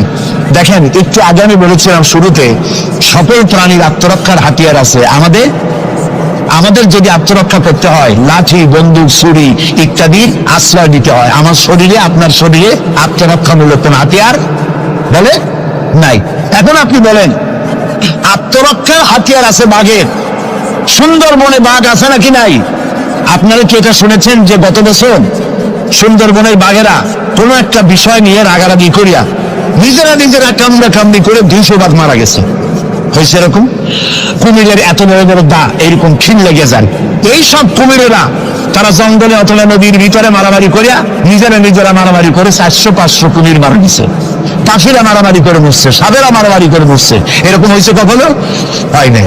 বরং আমি বলতে চাই, এই পৃথিবীতে বাঘে, সাপে, কুমিরে, হাঙ্গরে, সিংহে যত না মানুষ মেরেছে, মানুষেরা নিজেরাই তার থেকে 1,00,000 গুণে বেশি মানুষ মেরেছে। ওদের মধ্যে শান্তি আছে, আমাদের মধ্যে শান্তি নেই। ওরা আল্লাহর আইন মানে, মানুষ আল্লাহর আইন অমান্য করে, আর সেই জন্যই মানুষকে অশান্তি পোহাতে হয়। এই অশান্তি থেকে বাঁচতে হলে পথ কি? আল্লাহ রাব্বুল আলামিন বলেন, ইত্তাবিউ মা উনজিলা ইলাইকুম মির রাব্বিকুম ওয়া লা তাত্তাবিউ মিন দুনিহি আউলিয়া। ইত্তাবিউ মা উনজিলা ইলাইকুম মির রাব্বিকুম, আনুগত্য করো, অনুকরণ করো ওই জিনিসের যা তোমার রবের পক্ষ থেকে নাজিল হয়েছে। কি নাজিল হয়েছে বলেন? এইটার অনুসরণ করো। ওয়ালা তাত্তাবিউ মিন দুনিহি আউলিয়া, আর তোমাদের নেতারা যা কিছু তোমাদের জন্য বানিয়েছে তার অনুসরণ করো না। মানব রচিত আইনে শান্তি নাই। আল্লাহ তাআলা বলছেন, আমার বান্দারা ইত্তাবিউ মা উনজিলা ইলাইকুম মির রাব্বিকুম, আল্লাহর পক্ষ থেকে যে কিতাব আসছে এইটার অনুসরণ করো, এটার মধ্যে সব আছে। নবী করিম সাল্লাল্লাহু আলাইহি ওয়াসাল্লাম এটাকে দিয়েছিলেন যেভাবে সেইভাবে করতে হবে। আমরা কি নবীকে সেই মর্যাদা দেই? না দেইনি। মুহাম্মদ সাল্লাল্লাহু আলাইহি ওয়াসাল্লামকে মনে করেছি অন্যান্যরা যেমন নেতা, মুহাম্মদ সাল্লাল্লাহু আলাইহি ওয়াসাল্লাম এইরকম একজন ধর্মীয় নেতা। কোরআন শরীফকে মনে করেছি বেদ বাইবেল যেমন ধর্মগ্রন্থ, কোরআন ওইরকম একটা ধর্মগ্রন্থ। আমি আপনাদেরকে বলতে চাই, এই কোরআন একটি মুকাম্মাল নিজামে হায়াতের নাম। জীবনের সব কথা আল্লাহ তাআলা এখানে বলে দিয়েছেন। এই জন্য গতানুগতিক ভাবে ধর্মীয় পুস্তক নয়। আর মুহাম্মদ সাল্লাল্লাহু আলাইহি ওয়াসাল্লাম গতানুগতিক ভাবে কোন ধর্মীয় নেতা নন। তিনি হচ্ছেন আদর্শ, পৃথিবীর সব মানুষের জন্য আদর্শ নেতা, এক সফল রাষ্ট্রনায়ক, আল্লাহ রাসূল সুবহানাল্লাহ। নবী করিম সাল্লাল্লাহু আলাইহি ওয়াসাল্লাম রাষ্ট্র প্রতিষ্ঠা করেছেন, ইসলামের রাষ্ট্র। তার বুনিয়াদ কি? ওয়াতাসিমু বিহাবিলিল্লাহি জামিআন ওয়া লা তাফাররাকু, ঐক্যবদ্ধভাবে আমার রজ্জুকে, আল্লাহর রশিকে মজবুত করে ধারণ করো। কে বলতেছেন? আল্লাহ। নবী করিম সাল্লাল্লাহু আলাইহি ওয়াসাল্লাম যে রাষ্ট্র পরিচালনা করেছিলেন, সেখানে কোনো জাতি, বর্ণ ও আঞ্চলিকতাকে গুরুত্ব দেওয়া হয় নাই। সেখানে গুরুত্ব দেওয়া হয়েছে হাবলুল্লাহ। হাবলুল্লাহ মানে কি বলেন? আল্লাহর রশি। বলেন আপনারা, হাবলুল্লাহ মানে কি? আল্লাহর রশি। আল্লাহর রশি কি? এটাকে রশি বলা হলো কেন বলবো?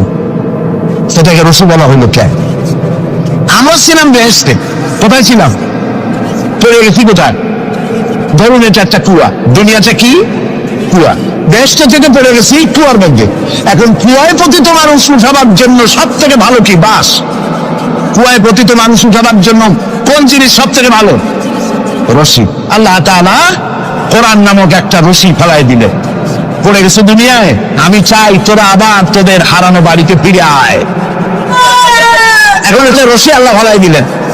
কুয়ার মানুষ উঠাবার জন্য রশি সব থেকে ভালো, তবে রশির দুইটা শর্ত লাগবে। শর্ত কয়টা?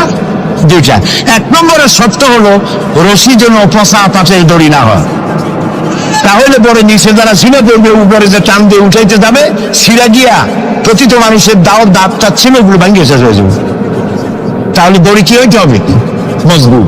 দুই নম্বর, যিনি ধরে টান দিবেন তার হাত হতে হবে মজবুত, তা না হলে পরে যত মানুষ ছিল পড়বে, ওই হাত থেকে যদি দড়ি ফসকে যায়, যাও জান ছিল তাও শেষ। উপরে ধরে আছেন কে? রশির অপর প্রান্ত। আল্লাহর এই রশি কি পচা পাটের দড়ি? এর থেকে মজবুত দড়ি আর আছে? এই দড়ির অপর প্রান্ত ধরেছেন কে? গোটা পৃথিবীর সব মানুষ একত্রিত হয়ে এই রশি ধরো। আল্লাহ তাআলা বলেছেন অপর প্রান্ত ধরে হারানো বাড়ি জান্নাতে ফিরায় দেন। নবী করিম সাল্লাল্লাহু আলাইহি ওয়াসাল্লামের এটাই ছিল তার রাষ্ট্র প্রতিষ্ঠার মূলনীতি। কোরআন ধরো, কোরআন বোঝো। এই কোরআন দিয়ে তিনি একটি বিচার ব্যবস্থা চালু করলেন কোরআন দিয়ে। রাসূলুল্লাহ এখন প্রেসিডেন্ট। রাসূলুল্লাহ এখন কি? প্রেসিডেন্ট। দেখেন বিচার কেমনে হচ্ছে। আল্লাহ রাব্বুল আলামিন কোরআনের আয়াত দিয়ে বিচার ব্যবস্থা কন্ট্রোল করে দিলেন। বিচারে কারো পক্ষপাতিত্ব করা যাবে না। ওয়াইদা হাকামতুম বাইনান নাসি আন তাহকুমু বিল আদল। আল্লাহ তাআলা বলেন, তোমরা যখন লোকদের মাঝে বিচার করবে, সুষ্ঠু বিচার করবে, ভালো ফয়সালা করবে, সুবিচার করবে। আর বিজাতীয়দের ব্যাপারে অমুসলিমদের ব্যাপারে বিচার করতে গিয়ে তাদের উপরে জুলুম করবে না।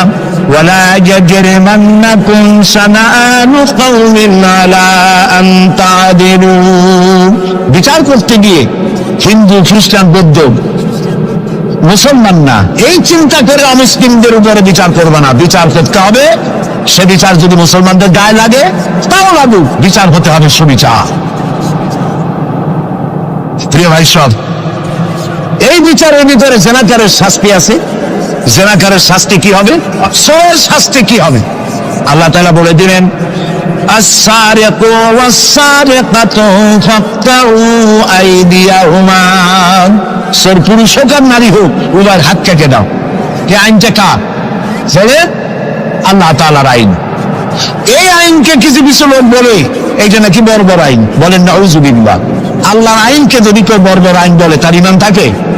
আর ঈমান তো নাই, থাকবে কি? আল্লাহ বলছেন হাত কেটে দাও। এখন যারা এটার বিরুদ্ধে তারা বলে কি জানেন?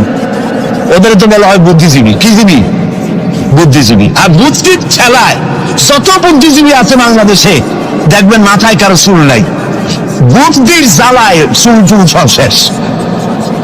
চতুর্দিকে কিছু আছে স্টেডিয়ামের মতো, চতুর্দিকে দর্শক মাস্টারে খালি। এরা বলে কি? এরা বলে চোরের হাত কাটা আইন বর্বর আইন। হাত কাটলে, ও তো গরিব মানুষ, চুরি করছে, হাতটা কাটলে ওর ছেলে মেয়ে না খাই মরবে, সবাই হবে ভিক্ষু। এটা আইন হলো? ওই বেটারা জানে না চোরের হাত কাটা আইন রাসূলুল্লাহর মক্কি জিন্দেগিতে নাজিল হয় নাই। এই আইন নাজিল হয়েছে রাসূলুল্লাহ যখন মদিনায় প্রেসিডেন্ট। খাওয়া, পড়া, শিক্ষা, চিকিৎসা, বাসস্থানের গ্যারান্টি দেওয়া হয়ে গেছে। কারো খাবারের অভাব নাই, পড়ার অভাব নাই। এই সময় আয়াত নাজিল হলো। এখন তো যদি চুরি করে তাহলে বোঝা যাবে এটা তার পেশা অথবা নেশা। পেটের জ্বালায় তো চুরি করেনি। কাজে এখন যদি কেউ চুরি করে হাত কেটে দাও। হযরত ওমর রাদিয়াল্লাহু তাআলা আনহু বলেছেন, তার জামানায় একবার দুর্ভিক্ষ হয়েছিল মদিনায়। তিনি বলেছিলেন, এখন যদি কোন চোর ধরা পড়ে এই অবস্থায় যে পেটের জ্বালায় চুরি করছে, এটা যদি প্রমাণিত হয় তাহলে হাত কাটা আইন চালু করবা না। তার মানে ইসলাম আগে দেয় পেটে, তারপরে দেয় পিঠে। এই জন্য ইসলামের সরকার তার কাজই হলো জাতির উপরে, দেশবাসীর উপরে ইনসাফ করা, তাদের প্রয়োজন মিটিয়ে দেওয়া। এটা হচ্ছে তাদের দায়িত্ব। সেই দায়িত্ব করে ইসলাম। এবার দেখেন নরহত্যার শাস্তি। এই যে সমানে খুন হইতেছে বিভিন্ন জায়গায়, শাস্তি হয় না, সেই জন্য খুন বাড়তে থাকে। বিচারের কিছু মাইল পেস আছে, সেই মাইল পেসে চোরগুলা, ডাকাতগুলা, সন্ত্রাসীগুলা পার পাইয়া যায়। পুলিশেরা জীবন প্রাণান্ত করে এক একটা আসামি ধরে, প্রাণান্ত করে আসামি ধরে। তারপরে হাইকোর্ট থেকে জামিন পাইয়া যায়। যারে ধরলো জামিন পেয়ে গেল। এখন তো সে পুলিশের নাকের ডগায় আঙ্গুল দিয়ে দেখা যায় পাল্লা নাগার আটকাইতে, ঠিক না? ইসলামের বিধান ভিন্ন। হত্যা করেছে, ইয়া আইয়ুহাল্লাযীনা আমানু কুতিবা আলাইকুমুল কিসাসু ফিল কাতলা, তোমাদের প্রতি নরহত্যার শাস্তি স্বরূপ কিসাস নির্দিষ্ট করা হয়েছে। অর্থাৎ হত্যার বদলে হত্যা। যে হত্যা করেছে প্রমাণিত হয়েছে, পরে নিয়ে আসো পল্টনের মাঠে, রেডিওর সমস্ত চ্যানেলগুলিকে দাওয়াত দাও, পত্রিকার সাংবাদিকদের দাওয়াত দাও, লোকেরা দেখুক, সকলের সামনে ওকে হত্যা করা হোক। জিনার শাস্তি আযানি ওয়াযানিয়াতু, আযানিয়াতু ওয়াযানি ফাজলিদু কুল্লা ওয়াহিদিন মিনহুমা মিআতা জালদা। জিনাকার পুরুষ, জিনাকারিনী মহিলা 100 দৌড়া মারো, যদি অবিবাহিতা হয়। আর বিবাহিতা হলে প্রাণদণ্ড দাও। একজন ধর্ষক যে নারী ধর্ষণ করেছে, ধর্ষণ হচ্ছে না, বিচার নাই। ওই আমলে গত 5 বছরে জাহাঙ্গীরনগর বিশ্ববিদ্যালয় এক কোরআনদার 100 বার জেনা করেছে, 100 বার। তারপরে ককটেল পার্টি করেছে। যখন পত্র পত্রিকায় সমালোচনার ঝড় উঠল, তখন সেই সময়ের নেতৃবৃন্দরা এর একটা বিচারও করছিল। সেই বিচার হলো ওই কুলাঙ্গার তাদেরই সোনার ছেলে, তারে ডাইকা মাথায় হাত বুলালো, এই দুষ্ট ছেলে, এরকম করতে নাই। হলো বিচার। ইসলামের বিচারটা কি? ইসলামের বিচার হয়েছে ধর্ষক প্রমাণিত হয়েছে নিয়ে আসো ময়দানে, চতুর্দিকে লোকেরা পাথর নিয়ে দাঁড়াও, পাথর মেরে ওর গায়ের গোস্ত, হাড্ডি, চর্বি, চামড়া, রক্ত বাতাসের সাথে উড়ায় দাও। এই দৃশ্য যারা দেখবে উপস্থিত থেকে, রেডিও এবং টেলিভিশনের মাধ্যমে যারা দেখবে, চিন্তা করেন এরপরে যদি ধর্ষণ এই নামটা যদি মাথায় আসে, 15 জগ পানি খাওয়া লাগবে ধর্ষণের।